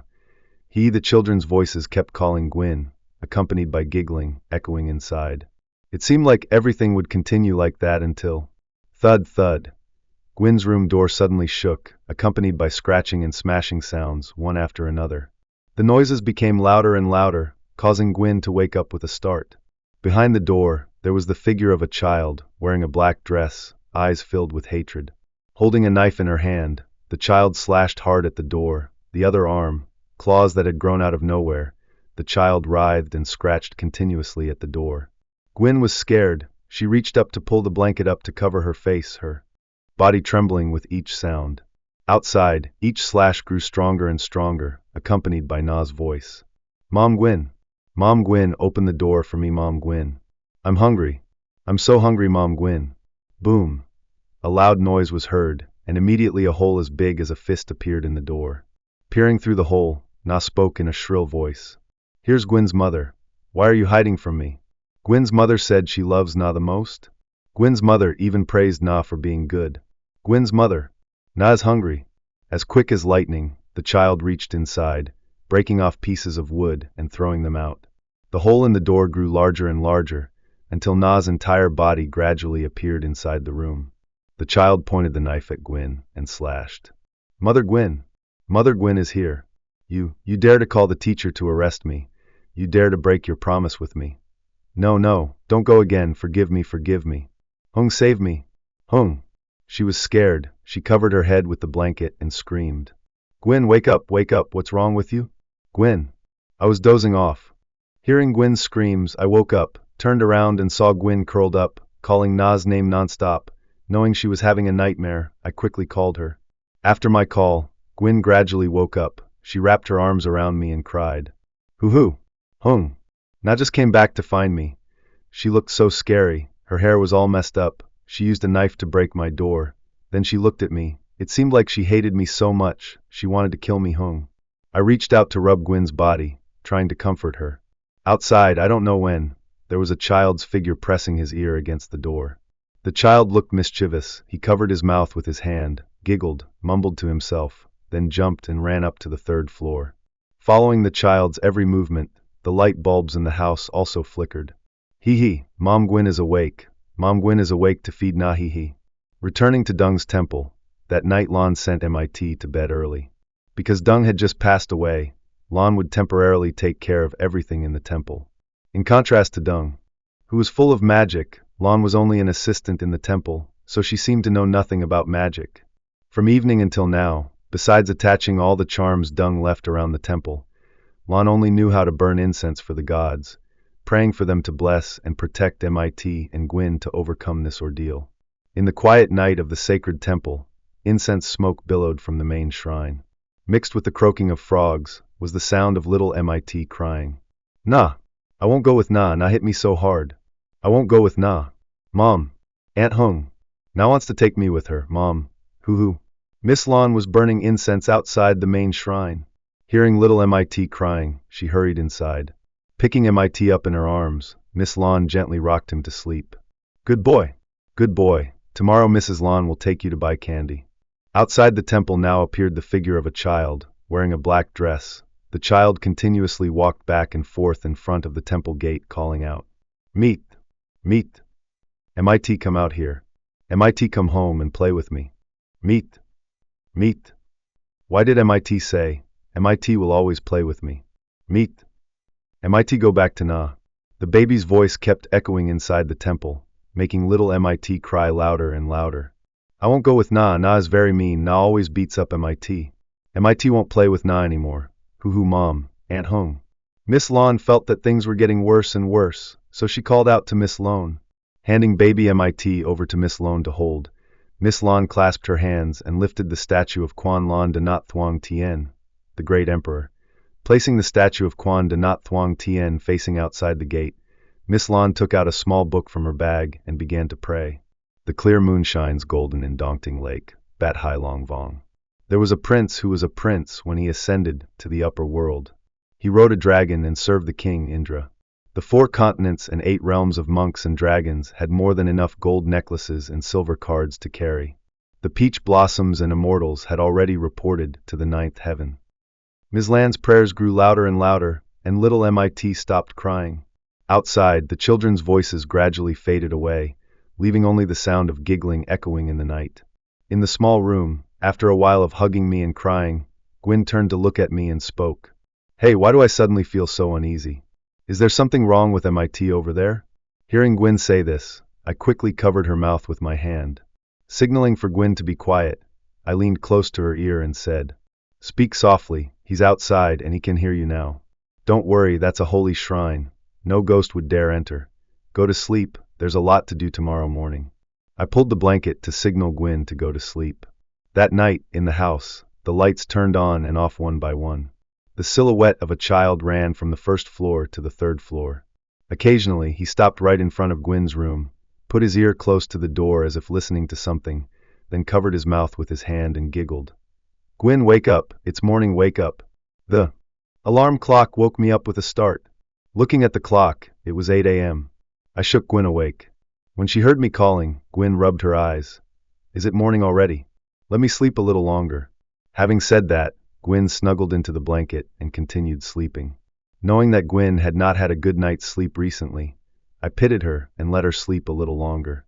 About an hour later, Gwyn woke up. Looking at the clock, it was 9 a.m. Gwyn quickly got up and saw me putting on makeup. She stuttered. Hung, when did you wake up? Why didn't you call me? It's almost late. I saw you slept so well, so I let you sleep a little more. Get up quickly, I've prepared everything. Change your clothes and we'll go. Gwyn covered her mouth with her hand, yawned a few more times, then quickly walked into the bathroom. Standing in front of the mirror, seeing herself looking thin and pale lately, Gwyn shook her head in self-reproach. If only she hadn't invited that demon back, if only she had let go of her obsessions and not held so much hatred. Maybe her life wouldn't be in such a mess right now. But then those two words, if only, they never happened. Bending over the sink, Gwyn reached out to splash water on her face. Suddenly, a cold feeling blew right behind Gwyn, causing her to jerk her head up and look up. Through the reflection in the mirror, Gwyn's eyes rolled back. Behind her at this moment, at some point, a child had appeared. It stood there looking at her, its pupils suddenly bulging, its mouth wide open, streams of mucus gushing out, a foul smell gradually rising. Accompanied by cracking sounds, the mirror gradually cracked, then shattered and fell to the ground. Gwyn was scared, she hugged her head, screamed loudly, and ran straight outside. Gwyn, what's wrong, Gwyn? Hearing Gwyn scream, I turned to look, pulled Gwyn to sit on the bed and hugged her. Gwyn, calm down, listen to me, calm down. Gwyn looked at me fearfully, pointed into the bathroom, and spoke in a trembling voice. Hung. Nah. Nah is in the bathroom, Nah even broke the mirror in there, Hung. Hearing Gwyn's story, I couldn't believe my ears. I had been sitting outside all this time, I hadn't heard any breaking sounds. Putting Gwyn aside, I stood up and went inside. When I reached the bathroom door and saw that everything was normal, I called out, Gwyn, there is no broken mirror? You worry too much. Then I turned to pull Gwyn back. Oh, the mirror was clearly broken and fell to the ground, right? Gwyn muttered, bewildered. You stop thinking nonsense, hurry up or you'll be late. Teasing Gwyn a few sentences, I turned and walked outside. After preparing everything, now came the most difficult part. Step by step, Gwyn and I tiptoed up to the 3rd floor. Opening the door, a cold breath blew out, making us both shiver. Moving closer to the doll, Gwyn swallowed, then she hugged the doll and whispered, My good Nah, let Mommy Gwyn hold you. Have you missed Mommy these days? The sentence ended when a childish laughter rang out. The laughter echoed along each step of the stairs, running straight into the room. Realizing the opportunity, Gwyn quickly pulled out a red amulet from her pocket and attached it directly to the doll's back. A painful cry also rang out. Seeing that everything was done, Gwyn and I quickly put the doll in the wooden box and ran outside. Putting the wooden box in the car, Gwyn stepped on the gas and sped straight to the airport. Behind us, the child's laughter still echoed. Inside the house, deep in a small room on the 3rd floor, a child's figure appeared standing by the window, looking at Gwyn and me with red eyes. The child clenched his fists and screamed. The furniture in the house suddenly shook, falling to the ground. Hung, is everything okay like this? Why do I feel so worried? On the plane, Gwyn held the wooden box in her arms and looked at me worriedly. Looking at Gwyn in this position, I remembered a few months ago, also on this same plane, Gwyn was still happy because she got the doll, but now this very thing made her so scared. Holding Gwyn's hand, I tried to help her calm down. After more than 2 hours on the plane, Gwyn and I stopped at a familiar hotel. After completing the check-in procedure, the two of us dragged our luggage back to the room. When we reached the door, my phone suddenly vibrated. Ring, ring. Seeing that it was my mother, I picked up the phone. Hello, Mom? Did you call me for something? Yes, it's Mom. How are you up there? Is MIT okay after falling? You've been gone a whole week without calling your parents. Seeing my mother remind me, I just remembered that since I left, I have not told her anything, I answered shyly. Yes, baby MIT is fine, Mom. I was so busy that I forgot to call and tell Mom and Dad. I'll come home after I finish work in a few days. There's nothing wrong at home, you stay up there. See if you can help Gwyn with anything, try to support her. Her life is miserable raising a child alone. Okay, you do whatever you want, I'll hang up. The sentence ended as my mother hung up the phone. My mother has always been like that, always letting her children decide everything for themselves. It was because of the painful past that my mother did not want to forbid me from anything. When talking about that painful past, although I was not a witness, I heard my father tell it. This story happened quite a long time ago, about 30 years ago.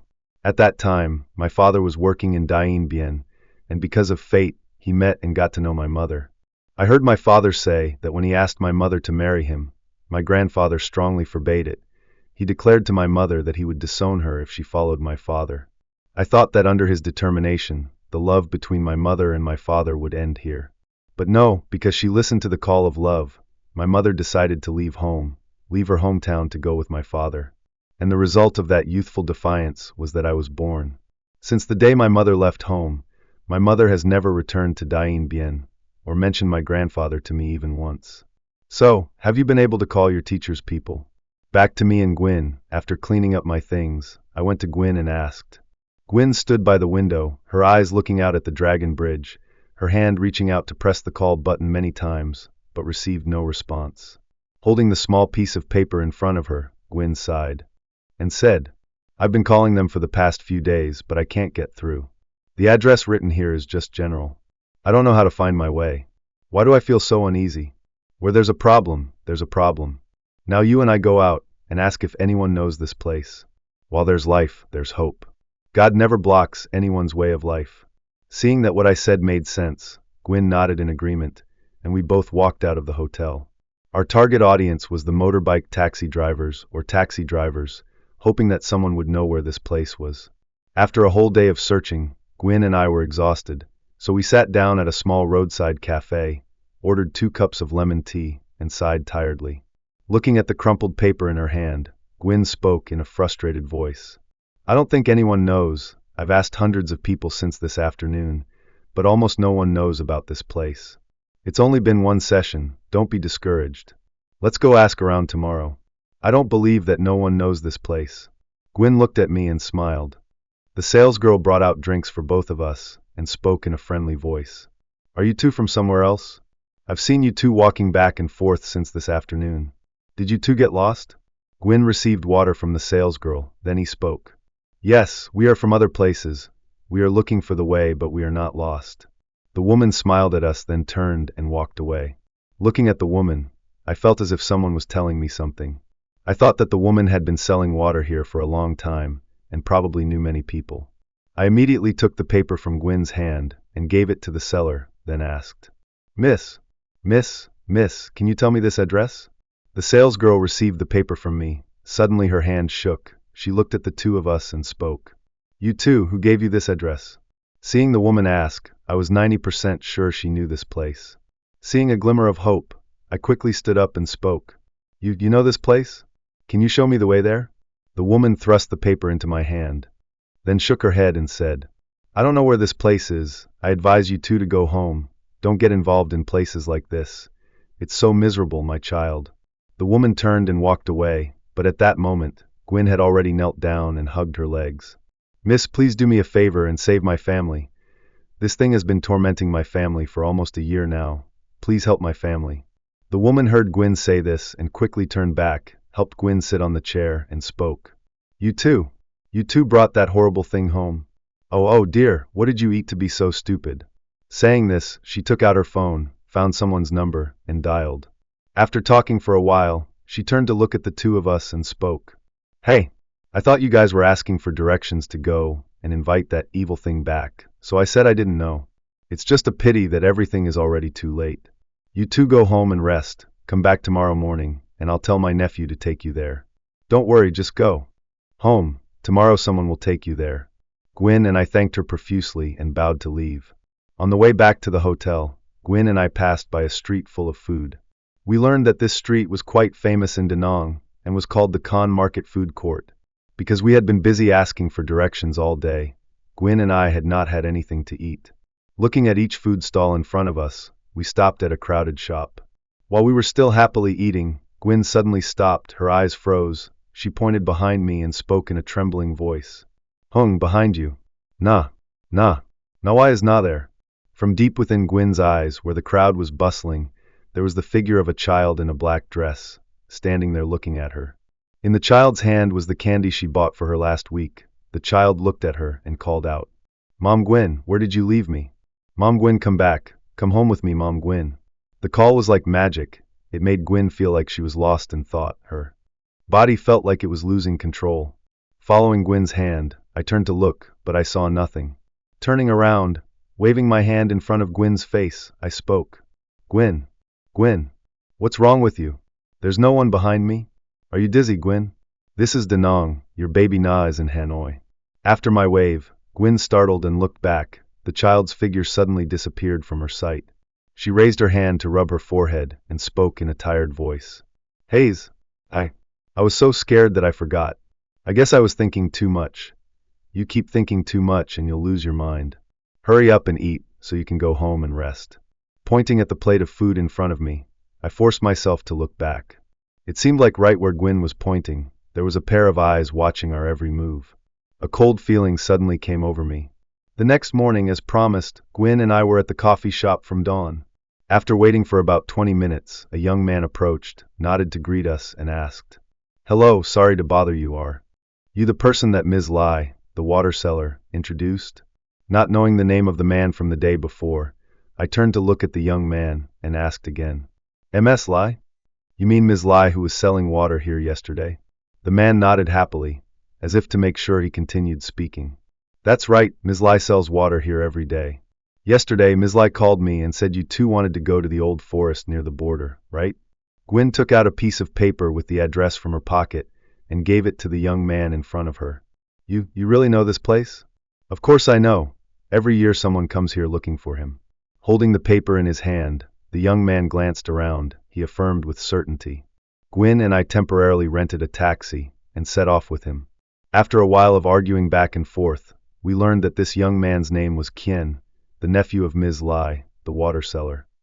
Kien was originally a native of Kon Tum, so he knew every corner of the place in the palm of his hand. According to his story, the sorcerer who had asked for Kumanthong for Gwen had been there for a long time. Almost all the natives around there knew him, but the truth was that no one dared to go near that house. In the past, there were a few people who were curious and sneaked near the house, but then whoever went near the house immediately rolled on the ground and foamed at the mouth. Later, the villagers were so scared that no one dared to go near it anymore. Stop the car, it's here, get off quickly." Mr. Kien signaled the driver to stop the car. I gave him some money and told him to wait outside. Looking at the road ahead, I spoke in a puzzled voice. "Mr. Kien, I think you're going the wrong way. Last time I went, the road wasn't quite like this." Gwen turned to look at me, nodded in agreement, raised her hand to signal silence, and Mr. Kien answered, "Last time, you two were led away by the old teacher's people, right?"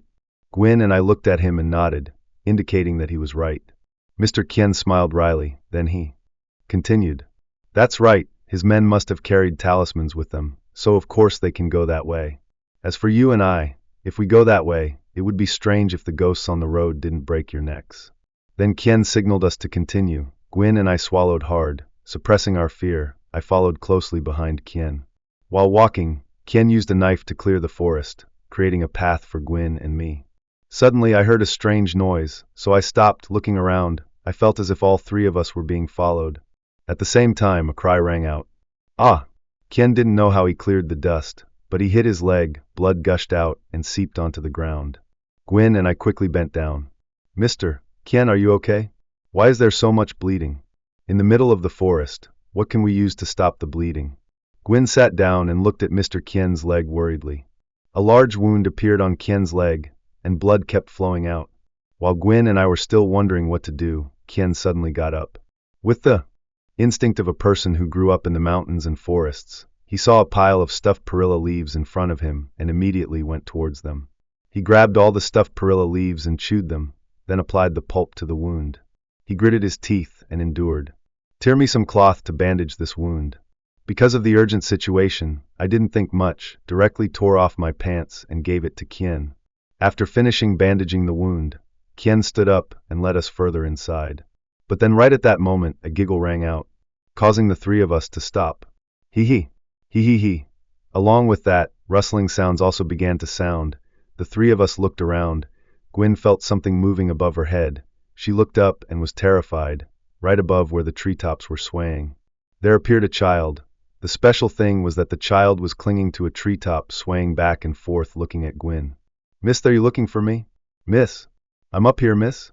Looking at the child in front of Gwyn screaming loudly, Kien and I were beside her, hearing the scream. We turned around, looking in the direction Gwyn was pointing. In front of us now appeared a monkey. It was waving its hand from one branch to another. The leaves were rustling against each other. Looking at Gwyn sitting on the ground, I reached out to pull her up, then pointed towards the monkey and said, "It's just a monkey. Why are you so panicked?" I. Gwyn was about to say something, when Kien, who was beside her, suppressed his pain and started teasing. I don't think you're that scared, Gwyn. It's just a monkey, let's go, we're almost there."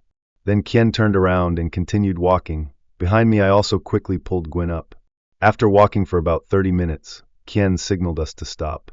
Pointing to the stilt house in front of us, he said, "Hey you two, we're here. Is that the teacher's house you two went to last time?" Following Kien's hand, Gwyn and I looked over. Looking at the house, I couldn't believe my eyes. Apart from the 2 pillars with 2 dolls on them, in the middle of the yard, which were still intact, the house seemed to have changed. Crows had been swarming on the roof for a long time, and occasionally a few would rush in and fight, causing them to fall to the ground. "Hung, why does this house feel so gloomy?" Gwyn grabbed my hand and spoke tremblingly. Looking at the house right in front of me, I gathered all my courage. "What's so dark about that?" "Don't scare me, Gwyn.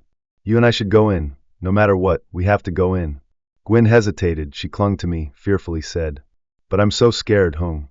Looking at the house, I have a bad feeling. It seems like there's something waiting for us inside.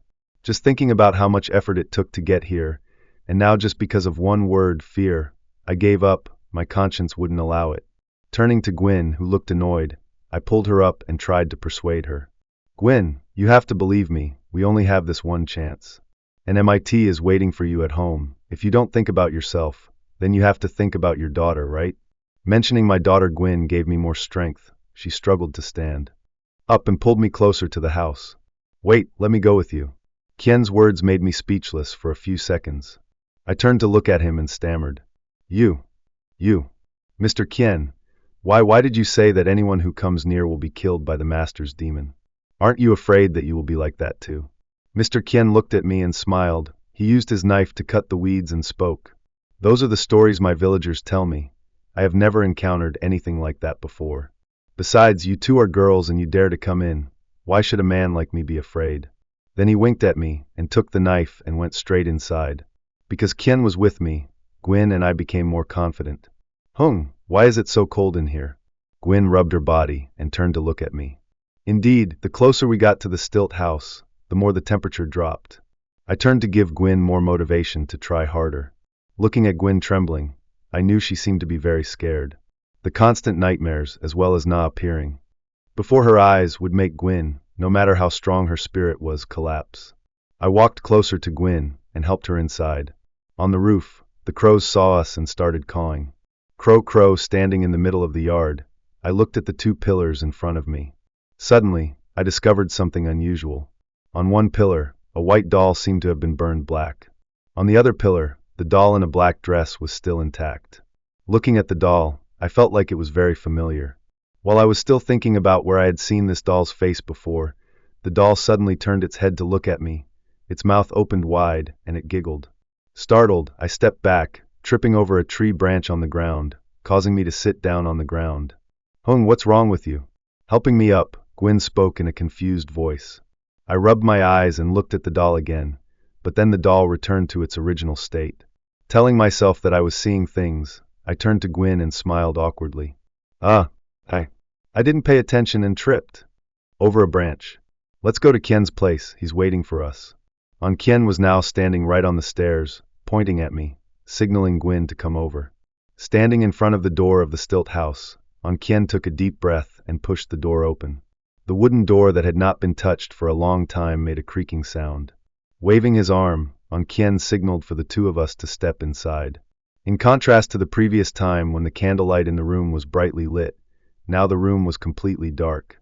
Stepping inside, Gwyn called out, but the only response she got was her own voice echoing back. Teacher, are you in here? I need your help." Taking out a flashlight from behind his back, Kien shined it into every corner of the house. Seeing a few candles lying around on the floor, he picked them up and lit them. Seeing the empty room, Gwyn turned to look at me. Where is the teacher? Why is there no one here? I still didn't know how to answer Gwyn. Then on this side, Kien raised his hand to signal the two of us to come closer. In front of the three of us was a horizontal blanket. Pushing the blanket aside, Gwyn and I stood in front of the large shrine. Suddenly Gwyn sat down on the ground. I was not much less than her. The two of us trembled and pointed forward. Kien, although a man, was also stunned for a moment. Right in front of the three of us appeared the figure of a man. What scared us was that this man died in a meditation position. His head seemed to have been bent backwards by someone. His body was in a state of decomposition. Countless maggots were crawling all over his body, in the eye sockets of this man. From the corpse, the stench emanated, making the three of us want to vomit. Covering our noses, we turned and ran outside. But then the wooden door suddenly slammed shut. The wooden floor also shook. There were countless footsteps on the floor. Gwyn closed her eyes tightly and hugged my hand tightly. Home. It's Na. It's little Na. She's back home. Who right after Gwyn finished speaking, a sudden gust of wind blew in, and every candle in the room was blown out. Around the house, children's giggles could be heard one after another. The laughter seemed to have some kind of power that made our heads ache. I put my hands over my ears, trying to endure it. At the same time, a child's voice appeared, sometimes far, sometimes near, sometimes from the left, sometimes from the right, just straight towards us. Mom Gwyn, what are you doing here? Mom Gwyn, why are you back at my house? This is my house. Mom Gwyn and Aunt Hung stay here with me. Mit. I will take her here with me. All three of us will stay here. The voice did not come from far away, but from the doll outside the pillar. It turned its head 180 degrees, looked straight into the house, and spoke in a clear voice. Kien was the only one who could stand firm. He ran straight to the wooden door, braced himself, and kicked hard. The door was kicked outside. Turning towards us, Kien shouted loudly, "Run away now." Kien's shout was like a wake-up call for me. I grabbed Gwyn's hand and pulled her out. But when we were only about a step away from the door, Gwyn suddenly grabbed me and raised her voice in panic. "Wait, the box containing the doll. I still have it inside. There's no time left, hurry up and run. Let's leave the doll for later," I said worriedly. I grabbed Gwyn's hand and pulled her away, but then Gwyn seemed to refuse. She tried to hold me back. "No, that doll is the only thing that can save me and little MIT. I can't lose that doll. That teacher said before that without that doll, we can't destroy that demon." Gwyn's words left me with no choice but to turn back inside. Suddenly, Kien pulled the two of us outside as fast as lightning. He shined his flashlight inside, saw the wooden box lying on the floor. He jumped in.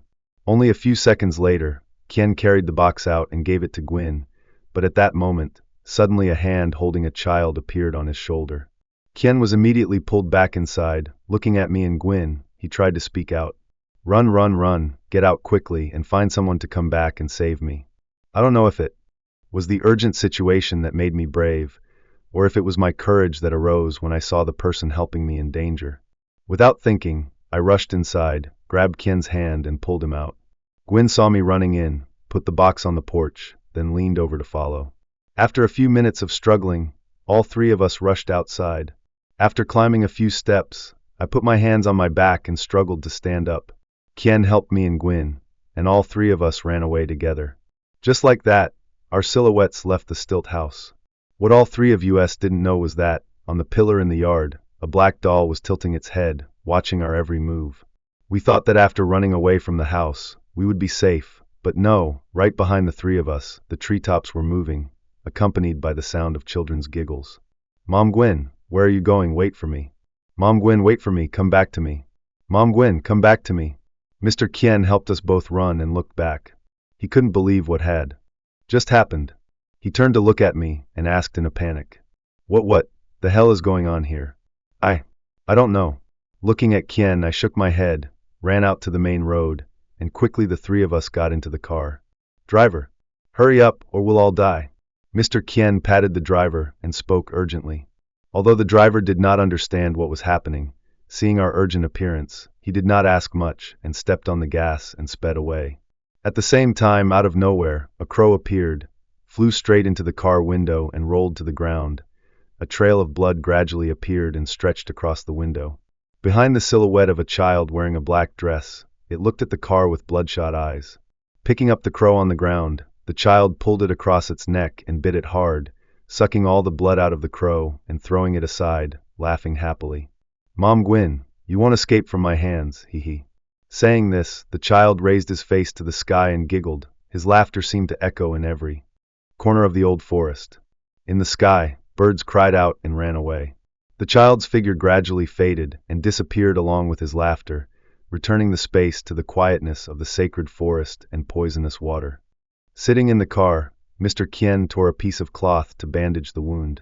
The driver, who had not yet understood what was happening, turned back to look at the three people and asked curiously, "Did you three encounter something so scary in there that you ran away like that?" Gwyn did not want many people to know about the incident, so she only answered vaguely. Sitting in the car back to Da Nang, Gwyn and I looked at each other in silence. Just thinking about how excited Gwyn and I were this morning, we were just as disappointed right now. All our hopes were placed on this trip, but God really knows how to tease us. After paying the driver and taking Kien to the hospital to bandage his wound, Gwyn and I returned to the hotel. Because I was so tired after the trip, I slept until the evening.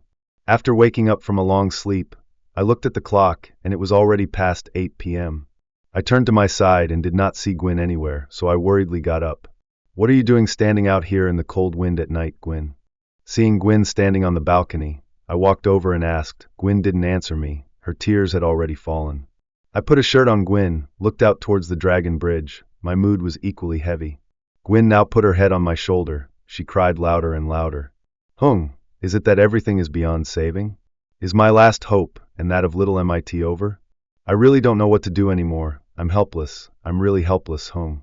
Feeling like something had just happened to Gwyn, I reached out to pull the coat over Gwyn's body and asked again. "What happened to you again, Gwyn? Hung, if I die now, will you take care of baby MIT for me?" Hearing Gwyn ask, I couldn't believe my ears. Pushing her to sit up, I turned to face her and asked again. "Gwyn, calm down. What's wrong with you, Gwyn? You have to be strong. Everything has its own solution. Do you understand? If you keep being like this, what will happen to MIT, Gwyn?" Gwyn turned to hug me and cried. While crying, she said with a sob, I just called Ms. Lone," Ms. Lone said. "That MIT has been crying every night for the past few days. In his sleep, he only calls Na's name. The teacher told me before that if I die, Na will no longer bother my house. My oath with Na will also be broken. Can you take care of MIT for me? If the situation continues like this, I'm scared." "Hoo-hoo, what are you afraid of?" "Oh, this girl. I'm afraid Na will take my little MIT away, hoo-hoo." Saying this, Gwyn burst into tears. Seeing my best friend in this situation, I couldn't bear it. I hugged Gwyn and cried with her. "Stop thinking about it. Everything will be fine. When we get back to Hanoi, you and I will find a few more teachers. Now let's go eat something. I haven't eaten anything since this morning. My stomach is growling." To make Gwyn stop thinking, I deliberately changed the subject, pulled Gwyn up, and took her outside. Da Nang in the fall was so beautiful, tourists from everywhere flocked in. Gwyn and I stopped at a small restaurant next to the Dragon Bridge. Because we were still a little sad, Gwyn and I didn't like what we ate. We held hands and went out for a walk, saw a crowd in front, thought something was wrong. I pulled Gwyn's hand and ran over. In the crowd, a man was being beaten by 4 to 5 people. Next to him was a woman of noble appearance, pointing at him and scolding him. Beat him to death for me, you swindler, you thief who dared to cheat me of my money. Do you think I won't find you?" I was still thinking of inserting it to see what the truth was, but then I let Gwyn pull it back. "Let's go out there. Why do we care about other people's business?" I was curious, so I tried to jump up and down a few times. Suddenly the man's face appeared, and I was stunned for a few seconds. Pointing at the crowd, I spoke in a very loud voice. Gwyn, wait. What's wrong, Hung? I told you, let's leave their business alone. Come on, hurry up." I looked closely at the man's face in front of me. Although his face was quite dirty, I recognized him at first glance. Pointing at the man lying on the ground, I turned to look at Gwyn and said, Did you see anything? Wasn't that man the one who brought us to the teacher?" Gwyn had just been dragging me along by the hand, but now she had stopped. Looking in the direction I was pointing, Gwyn could not believe her eyes. The man in front of her was him. His bald head and the long scar on his face were truly indistinguishable. After the woman had her men beat him up, she immediately turned around and walked away as if she was relieved of her anger. I pulled Gwen's hand and walked closer to him. Seeing the two of us, the man's face was filled with fear, his mouth trembling nonstop. You two, why are you two here? You recognize us? Looking at the man, I asked in surprise. Deep in my subconscious, this man was quite cold, yet he remembered the two of us at first sight. Something that surprised me greatly. Seeing me ask, he nodded a few times and then continued. Yes, of course I have to remember you too, because you two are our last customers. His words made. Gwen and I look at each other in confusion. Looking at the man covered in bruises, Gwen asked in surprise. What do you mean? Customer, the last customer? Why am I the last customer? The man signaled for the two of us to help him to the bench, covered his mouth, and coughed as he spoke. You two really don't know what happened that day. Gwen and I looked at him, shaking our heads as if we didn't know. He let out a breath and recalled what happened that day. That day, after taking the two people to the car to return to the hotel, I went back to the teacher's house to get my salary. But when I went inside, I discovered that the teacher had already died from a broken neck. Next to the teacher was a friend of mine. He also went crazy after that time, and is now being taken care of by me at home. Speaking of which, no wonder when Gwen and I returned to the Stilt house, we only saw the teacher's body, but no trace of the other man. I took out the bottle of water I had just bought from my pocket, and gave it to him, then curiously asked, Then why did the teacher die? Do you know why the teacher died? The man shook his head, twisted the bottle, and drank it all in one gulp before continuing. I really don't know what happened that day, but the only person who knows everything is probably my friend. But let me ask you two something. Why are you two here? I thought you two had already returned to Hanoi. Looking at the man in front of me and Gwen's side, I sat down on the stone bench and started telling him about what had happened to Gwen recently. After hearing everything, the man's mouth was wide open. Then he invited me and Gwen to his house. Stopping in front of the dilapidated house, I turned to look at the old man and asked, Do you live in a place like this? That's right, someone like me who has been in and out of prison, no one will hire me, having a place to come and go is good enough. Opening the door, the man went inside the house. A moment later he let another man out. Without the other man's introduction, Gwen and I immediately recognized him as the man standing next to the teacher. And what was more special was that Gwen recognized him as the one who contacted her about asking for Kumanthong. To confirm, Gwen turned to the other man and asked again, Is this man's name Long? Yes. Yes, how do you know? Before Gwen could answer the man, Long suddenly shouted, pointing at Gwen, his whole body trembling. It's coming, run, it's coming. Saying that, Mr. Long hid behind the other man, making a gesture of hiding. His mouth kept muttering, It's coming, let's go, it's coming, let's run. Looking at Long, absent-mindedly, Gwen and I felt a bit disappointed. We thought we could get some information from Long, but what we got was nothing more than a crazy guy. Returning to the hotel in a tired state, Gwen and I went to bed early. Tomorrow we would return to Hanoi. That night, outside the hotel, a child appeared wearing a black dress. Standing outside the hotel, it looked towards Gwen's room. It stood there for a long time, and then went straight into the hotel. Behind it were countless crows flapping their wings. They just flew straight to Gwen's room window and swarmed there. Meet. Be good, MIT, don't cry. MIT listens to Mrs. Lon. Tomorrow Mrs. Lon will take MIT to buy candy. In Ms. Dung's temple, little MIT's weak body was crying. She kept pointing outside and crying loudly. Mom Gwen. Mom Gwen. Nah don't hit Mom. Nah don't take Mom. Who Mrs. Lon. Nah said she took Mom away. Mrs. Lon, save MIT's mom. Ms. Lon and Ms. Lone now did not know how to celebrate the death anniversary of little MIT. Despite the two of them trying every way to coax and sweet talk, little MIT still cried out for his mother. Until near dawn, little MIT stopped, nestled his head against Ms. Lon, and gradually fell asleep. Inside the hotel, in a small room in a wooden box, the doll suddenly started to move. The doll pushed the box away and walked closer to where Gwen was sleeping. A voice suddenly came from deep within the doll's throat. Mom Gwen. Mom Gwen, hug me to sleep, Mom Gwen. Na is so lonely. Mom Gwen, don't you love Na anymore? Mom. Gwen, please love Na like before. As she spoke, the doll nuzzled her head into Gwen's body, its hair brushing her face, making Gwen feel sad and uncomfortable and wake up. Raising her hand to scratch her face, Gwen gradually opened her eyes. Suddenly Gwen screamed loudly. She kicked the doll to the ground, but at that moment the doll suddenly got up. It clung to the side of the bed, lifted its head up to look at Gwyn, and giggled. Mom Gwyn. Mom Gwyn is awake. Why did you kick Na like that? Na is in so much pain. Don't you love Na anymore? Mom Gwyn. Mom Gwyn, hold Na like you used to, okay? Mom Gwyn, hold Na, okay? Saying this, the doll climbed onto the bed and ran straight towards Gwyn. Pulling the blanket up in front of her, Gwyn swung her leg and kicked the doll to the ground. Go away, you are not my child, go away. I beg you, leave me alone, I beg you. Gwyn hid her head in the blanket and said tremblingly. The doll crawled up after the kick. Climbing onto the chair, the doll turned to look at Gwyn. Its eyes were now bloodshot. Its face kept changing. It pointed at Gwyn's face and gritted out each word. You are my mother. Don't even think about escaping from my hands. Both you and your daughter will have to follow me. Hee hee. Gwyn's mother, MIT and Na will be a family. As soon as the doll finished speaking, it raised its hand above its head and tore it open. Its head was immediately torn in half, blood gushing out from nowhere along the cracks. It broke the doll's joints and threw it to the ground. Suddenly, its head was torn off, blood gushing out as well.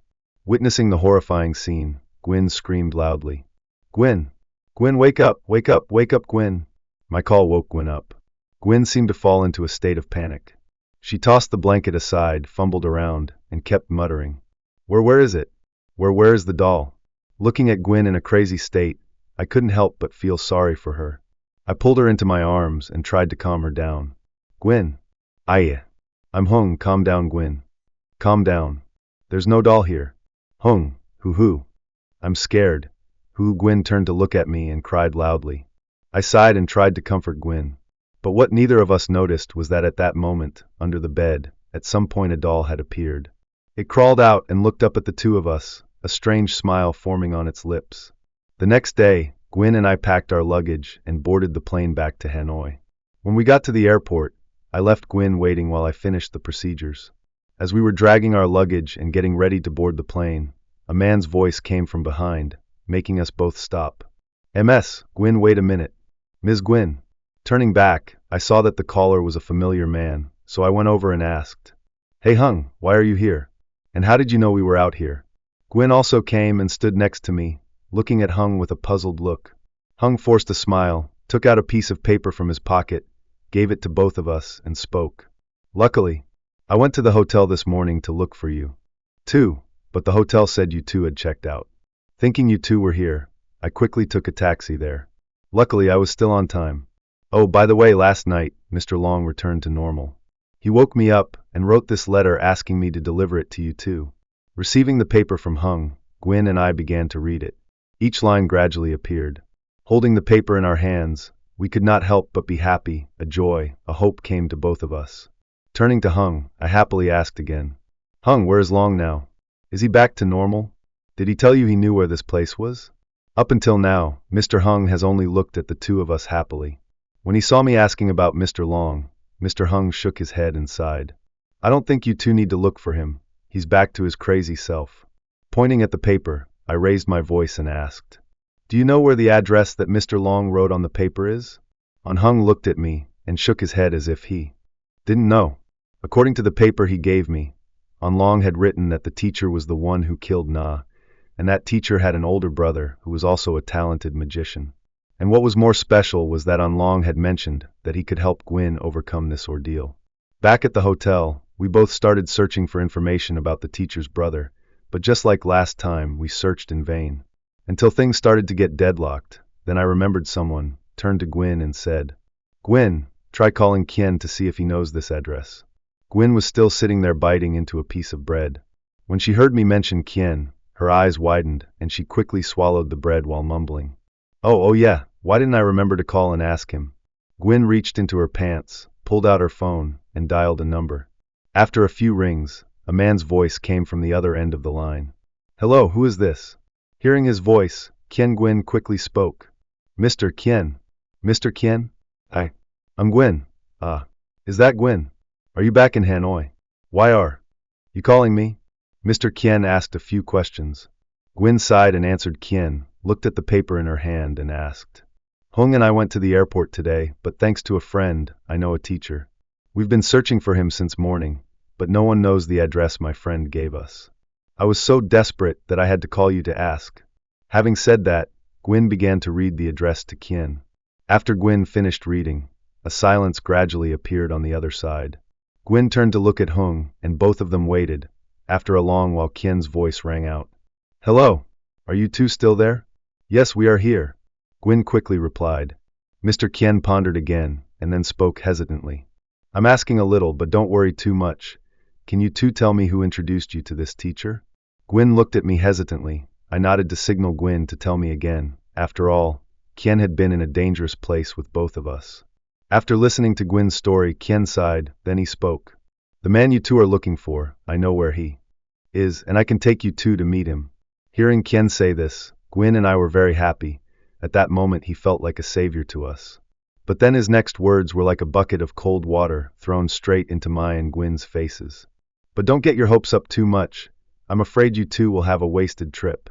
But if you two still want to go, we'll meet at the same place tomorrow morning." We said goodbye to Kien and hung up. An indescribable feeling gradually appeared in me and Gwyn. It seemed that Kien's words showed that he knew the other man quite well. Gwyn and I sat and thought of a series of scenarios about tomorrow's trip. We took a chair out to the balcony and sat there watching Da Nang City at night in the beautiful and splendid autumn weather of Da Nang. Knock, knock, knock. Gwyn and I were still chatting happily when there was a knock on the door outside. Thinking that the receptionist was bringing food, I ran out, but when I opened the door, there was no one. I looked out to see if someone was teasing me, but suddenly there was no one. Closing the door, I turned back inside. Knock, knock, knock. Once again the door rang. I was frozen for a few seconds, sure that some bastard was teasing me. I looked through the small hole. Through the door I looked out into the hallway, still the non-slip space. Looking around I muttered, "Let's see if you show up again. If I catch you, you're dead." But at that moment, right behind me, Gwyn's figure suddenly moved. Gwyn absent-mindedly walked step by step closer to me, until her voice came out, a voice that seemed to echo from far away. "What are you looking for, Hung?" Gwyn's voice made me jump. I raised my hand to cover my chest and turned to look at Gwyn. "Fuck you, Gwyn. You scared the hell out of me. When did you get here?" I was watching to see who was teasing us. Gwyn's eyes were absent-minded. She smiled and then absent-mindedly turned back inside. Then keep looking there, find whoever you find, keep looking." Gwyn's behavior made me suspicious. I don't know what I was thinking at that time. I moved closer to Gwyn and tried to squeeze her. "Ouch, it hurts, Hung, what did you do?" "My hand is bruised." Gwyn's words made me breathe a sigh of relief. Pulling her outside, I smiled and changed the subject. I'm not teasing you, why are you so tense? Come out here and sit, I'll make a cup of coffee for the two of us to drink, and we can also enjoy the view of the Dragon Bridge. So I pulled Gwyn outside, but then at that moment, in the hallway outside, there was the silhouette of a child wearing a black dress, passing by my room door. Accompanied by that was the sound of a child's giggle echoing behind. "Meet. MIT, what's wrong with you, MIT? Mrs. Lone, get me a towel quickly. Oh my God, why are you so hot, my daughter?" In Miss Dung's temple, Miss Lon worriedly called out to Miss Lone. On the bed, little MIT was shivering, her body was burning, her mouth kept talking. Nah, don't call me anymore, I won't go with you.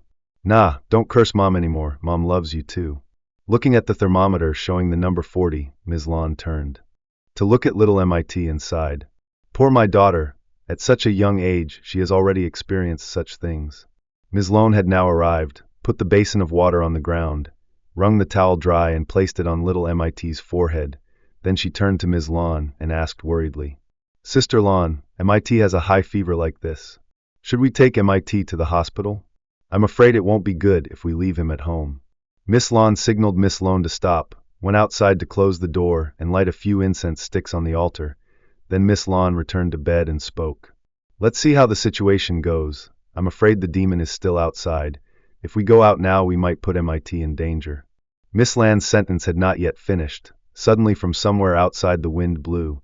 In the sound of the wind a giggle was heard, accompanied by the voice of a child. "Hee hee. Quite commendable for you guys. Let's see how long you can keep it up. You can't stop me." On the bed little MIT burst into tears. Nah, go away.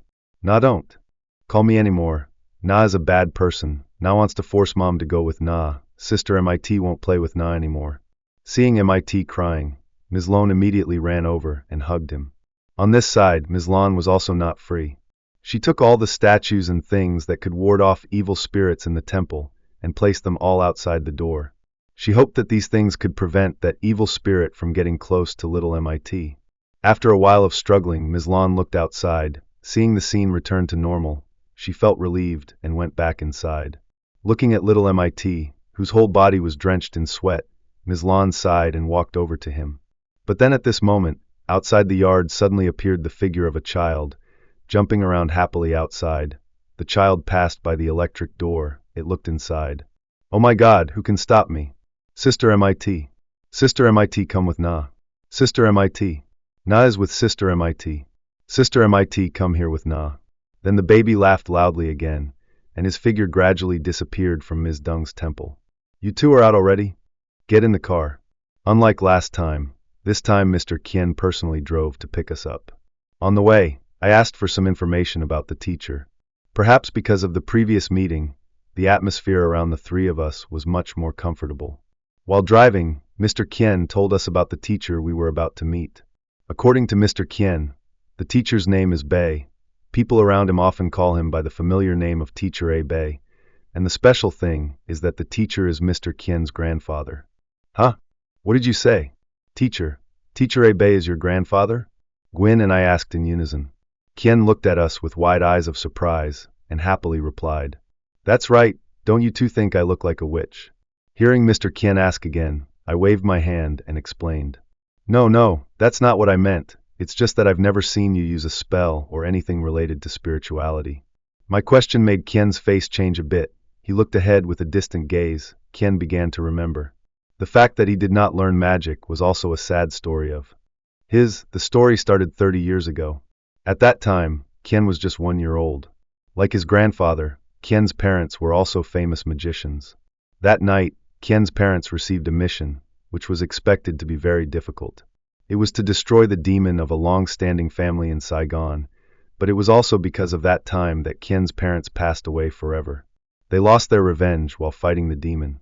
That's why Kien's grandfather did not let him follow this path. Hearing Kien tell this story, I immediately interrupted. So does that mean I had to leave my parents since when I was only 1 year old? Kien nodded at me and sighed. Looking into his eyes, I could see the sadness inside. Suddenly I remembered something. Looking at Kien, I asked, "Mr. Kien, I remember last night you said you were afraid that the two of us would go in vain. Does your grandfather not do this job anymore?" "Yes, since my parents passed away, my grandfather gave up this job and brought me back to the countryside. Since then, many people have come to ask for help, but he has never accepted any of them." Kien's words seemed to shatter my and Gwyn's hopes. The atmosphere suddenly became heavy. It seemed like all three of us had something on our minds, but it was inconvenient to tell the other person. "Here we are, both of you get out of the car, we have to walk inside."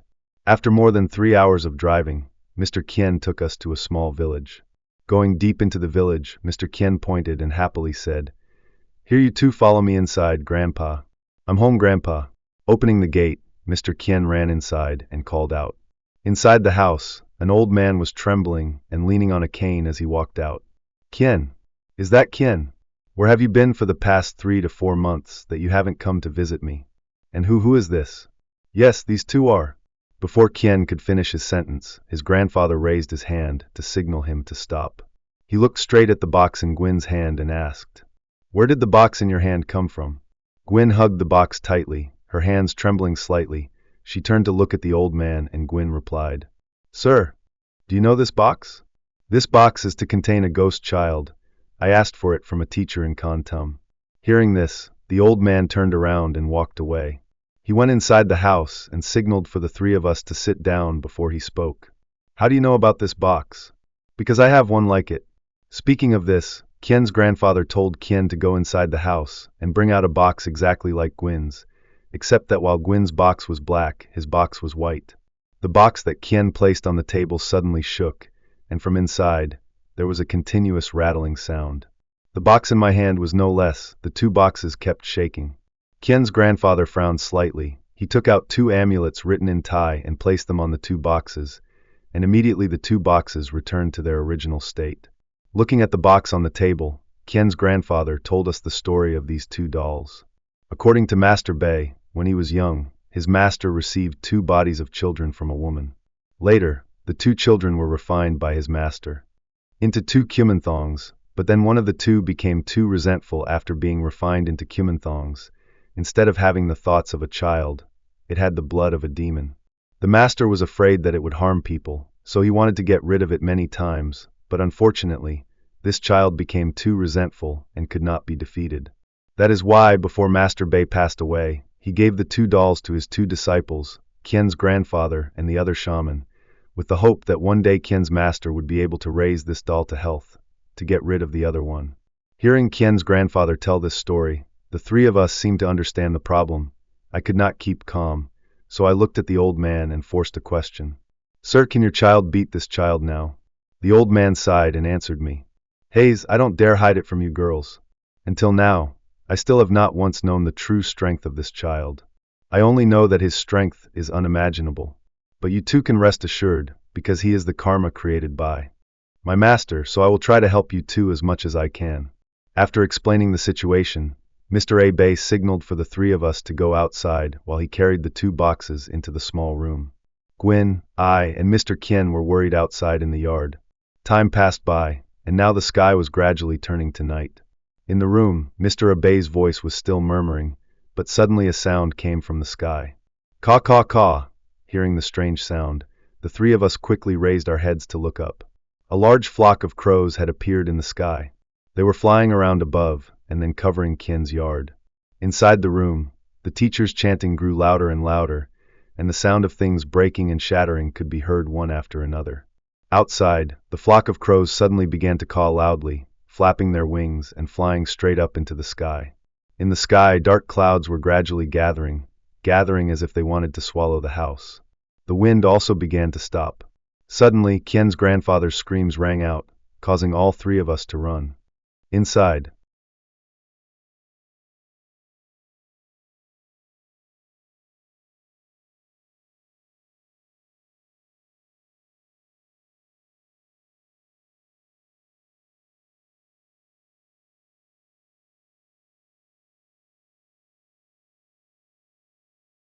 Sir, what's wrong with you, sir? After Mr. Bei's scream, Mr. Kien rushed inside, kicked the door of the teacher's room open. Mr. Kien immediately ran to help him up. Mr. Bei lay flat on the ground, blood flowing from the corner of his mouth. Clinging to Mr. Kien, Mr. Bei pointed at Gwyn. Run quickly. Hurry or we'll all die now. Having said this, Mr. Bei tried to throw the box containing the doll towards Gwyn. Then he pushed Kien and the two of us outside and gave instructions. Run, all three of you run. I will stay here and hold him back. As if not understanding what was happening, Mr. Kien quickly raised his voice to ask again. Sir, I don't understand what you're saying. Why are you running? Mr. Bei tried to hold his breath, then spoke again urgently. That demon is really too strong. All three of you run away quickly. I will stay here to hold it off. Don't worry, I will be fine. Hurry up, or it will be too late. Saying that, he pushed the three of us out, locked the door and started chanting. Kien did not hesitate. He pulled me and Gwyn and ran away. I was still worried about Mr. Bei, so I raised my voice to ask. Brother Kien, are we just going to run away like this? What if something happens to your grandfather inside? Gwyn ran next to me and nodded in agreement. Kien looked at the two of us, sighed, and then answered. Don't worry. If he says he's fine, then he probably is. But before Kien could finish speaking, Mr. Bei's scream rang out from behind. His painful scream made the three of us stop. As if understanding what Kien and I meant, we turned around. Once again, the door was kicked open by Mr. Kien. Inside, Mr. Bei was lying there, gasping for breath, blood flowing from his mouth. Mr. Kien couldn't keep calm, so he grabbed the knife next to him and ran straight into the room, waving it around. Are you okay? Hurry up and run. Without waiting for Mr. Bei to reply, Mr. Kien pulled his hand. I followed suit and went to support him, then together we ran straight outside. At the same time, behind us, right at the small house, the figure of a child gradually appeared. On the child's hand were now streams of blood flowing down, dripping onto the ground. It looked at the four of us with a hateful gaze. Hurry, put my grandfather in the car. Once outside the car, Kien hurriedly pushed everyone into the car and stepped on the gas to drive away. Sitting in the car, I leaned my head on the seat and breathed heavily. It seemed like all the danger had passed, but then a loud banging sound rang out. It startled Gwyn and I to look out. Right behind, about 30 meters away from the car, in the sky appeared a flock of black crows flapping their wings and chasing after them. Inside the car, Gwyn's eyes were dull. She turned her head to look back, her face as if hypnotized. Meet. MIT, why are you there? MIT, let me down. Little MIT was taken away by Na. Let me down, I have to save little MIT. Little Na took my daughter home. Gwyn struggled, trying to get out. Seeing that Gwyn seemed to be hallucinating, I quickly pulled her back. Gwyn, wake up Gwyn, what's wrong with you? MIT is in Hanoi, do you understand? Wake up Gwyn. Mr. Bay saw the commotion behind him, so he forced himself to turn back. Looking at Gwyn, he shook his head, sighed, took out a talisman from his pocket, and stuck it straight to the back of Gwyn's neck. He's been blinded by the devil, quickly turn him around for me. After being cursed by the teacher, Gwyn gradually regained consciousness. She looked at me blankly, and then burst into tears. Hung. Na. It seems like Na has taken MIT. I see Na is taking MIT away from behind. The teacher sat listening to our conversation, sighed, and then he spoke. Don't worry, your daughter is still being protected at the temple. I don't know how things are going with your family, but she's fine now. I can feel that this matter can't be left for long. Please forgive me, I'm at the end of my strength. I can't help you two resolve this calamity. Speaking up to here, Master Bay used the hem of his shirt to wipe away the tears that were gathering at the corners of his eyes. In his entire life as a shaman, there were only two things that made him regretful. The first was the death of Qian's parents. The second was not fulfilling his master's last wish. Looking at me and Gwyn, the master could only give a few words of advice and then wish Gwyn peace through this ordeal. Because we were so engrossed in our conversation, we did not pay attention to the flock of crows still chasing us from behind. The car rolled back to Da Nang. Ring, ring, ring. After a long trip, Gwyn and I fell asleep in the car, when suddenly the phone rang, startling us both awake. Looking at the phone, seeing that the caller was Ms. Lone Gwyn, we quickly picked up the phone. Hello, is this Ms. Lone? Is something going on at home that you are calling me at this hour? On the other end of the line, Ms. Lone's voice was sniffling. Gwyn. Is that Gwyn? Little MIT. Little MIT is very sick. Have you finished dealing with the matter in there? Aunt Lon and I are taking MIT to the hospital. Come back here quickly. Hello, hello, are you still there, Gwyn? Hello, hello. Beep, beep, beep. Hearing Ms. Lone say this, Gwyn could not keep calm. Everything seemed to have exceeded her tolerance. The phone in Gwyn's hand fell to the ground. She put her head down on the chair and cried. Looking at Gwyn in pain, I did not know what else to say. I really did everything I could for Gwyn. Holding Gwyn in my arms, I asked Mr. Qian to take us back to the hotel, packed our things, and went straight to the airport. Miss Lon, how is MIT? Where is the child? Take me to her quickly. After getting off the plane, Gwyn and I drove straight to the hospital. Ms. Lon had been waiting at the gate for a long time. Seeing Gwyn and I, Ms. Lon quickly took us inside. As we walked, Ms. Lon told us everything that had happened while Gwyn and I were away. Thank goodness you two are here. Come inside quickly. Little MIT is very heavy to hold. This morning I saw MIT had a fever. She had a seizure, so I immediately took her to the hospital. Miss Lon took me and Gwyn to the emergency room. When she saw us, Miss Lone immediately came over, then she held a handkerchief to wipe away her tears and said, Gwyn, are you back? Baby. Bibi mit. Hoo-hoo. Bibi mit. Miss Lone couldn't finish her sentence and started crying. I helped her sit down on my chair. The four of us waited anxiously. After about 4 hours, the emergency room door opened. The doctors and nurses came out one by one. Gwyn and I also hurriedly ran over. Gwyn's eyes filled with tears and she said in a choked voice, Doctor, doctor, how is my daughter? Is something wrong with her, doctor? The doctor looked at everyone, touched his glasses and said, He is out of danger. You are the patient's mother? Yes, I am his mother. Gwyn breathed a sigh of relief and replied. The doctor pondered for a moment and then continued speaking. Then please come with us. There is something I think the family should know. Speaking of this, the doctor waved his hand to signal a nurse to carry a tray to follow, leading us into a small room. The doctor bowed and removed the towel covering the tray. On the tray gradually appeared something that made Gwyn, upon seeing it, collapse to the ground. Looking at the tray on the table, I gradually discovered that it was a long clump of hair.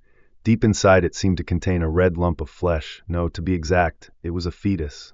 Raising my hand to cover my mouth, a feeling of nausea gradually appeared in my throat. Looking at the two of us, the doctor sighed, then he spoke. "This is what I got from your daughter's stomach. We don't know how this got into her stomach, but we hope the family will pay more attention to the baby. Her health is very weak right now." The doctor and the nurse looked at the two of us with sympathy. I nodded to thank the doctor for his concern, but what the doctor and I didn't know was that Gwyn's eyes were now glazed over. Deep in Gwyn's eyes was the corpse of the fetus inside the tray. It was wriggling and crawling up, using its tiny hands to part the layers of hair and then crawling out. Standing on the tray, the red-faced baby looked at Gwyn, then smiled and giggled. "Mom Gwyn. Mom Gwyn, do you see Na? Mom Gwyn, do you see Na? Na is standing here. Na is having so much fun playing with MIT. Does Mom Gwyn want to crawl into Mom Gwyn's belly? Hee hee." Seemingly terrified, Gwyn put her hands on her head and cried. Each laugh just kept hitting her ears. Gwyn seemed to lose consciousness. She raised her face to look at each person, but in Gwyn's eyes now, everyone's face had changed. No matter how many times Gwyn rubbed her eyes, all the faces she saw were only one person. That was Na. "No, no, get lost, you're not my son. Get lost, you disgusting thing, get out of my life." Seeing Gwyn go crazy, I immediately hugged her. 2 lines of tears fell down my face. How did my best friend fall into this situation? What would life be like for her and her child? "Gwyn, calm down, it's me, Hung. Calm down tomorrow. What's wrong with you, Gwyn?" Despite my advice, Gwyn still did not realize. She kicked me out, then went to the corner of the house, hid her head inside, and kept muttering, "Forgive me and my children. Don't follow me and my children anymore. Whatever you want, I'll give it to you. Quickly leave my and my children's lives. Forgive me. Forgive me and my children." Seeing Gwyn lose all reason, my heart ached. I tried to crawl towards her, but was stopped by the doctor. Pulling out the needle, he injected Gwyn with a sedative. Gwyn's body gradually became limp, then fainted. Holding Gwyn in his arms, the doctor turned to look at me and said, "Your friend's body is too exhausted. Quickly go outside to do the hospital admission procedures for her." Hearing the doctor say that, I could only do as he said. For me and Gwyn, all hope had been extinguished. There was no one who could help us now. Standing outside the hospital room, looking at Gwyn and little MIT lying on the bed, I couldn't help but feel heartbroken. A feeling of helplessness was present within me. I turned around and went for a walk to relieve my stress. Ring, ring, ring. Seeing the phone ringing, I picked it up and saw the words "I love you, Mom" on the screen. I picked up the phone. "Hello, Mom?" Before I could finish my sentence, my mother's sour voice rang out. From the other side, "You still know how to call me Mom? You haven't come back for a whole month? The new school year is almost here, and you're not coming back yet? Today the vice principal came to your house and asked why he couldn't reach you. What were you doing up there that you forgot everything?" Like usual, I would have argued with my mother, but now I had no more emotions to think about such things. Sitting down on the hospital bench, I sighed and told my mother about what had happened to me. After telling her everything, I thought she would be very panicked, but no, she was silent and didn't say anything. It took a long time before she replied with a short sentence. "I know, you go to bed early. Tomorrow morning your parents will go up there." After saying that, my mother hung up and put the phone in her pocket. I looked around the hospital. The hospital at night was so quiet. Occasionally, an ambulance siren would come in. Occasionally, the cries of a patient's family would be heard in a small corner. I thought I could breathe in this quiet air. For a while longer, when suddenly from afar, Ms. Land's voice rang out again. "Hung. Hung is here. I've been looking for you for a while now." "What's the matter, Lon?" I asked stupidly. Miss Lon ran straight to me and gasped. Hurry back to Gwyn's place. Gwyn is awake, but she keeps screaming and breaking things in the room. I don't know what to do, so I had to run to find you. Luckily I found you here quickly. Quickly, go back to your room, Gwyn." I hurriedly ran straight to Gwyn's room. Lon followed behind. Through the glass door I saw Gwyn holding her head and screaming.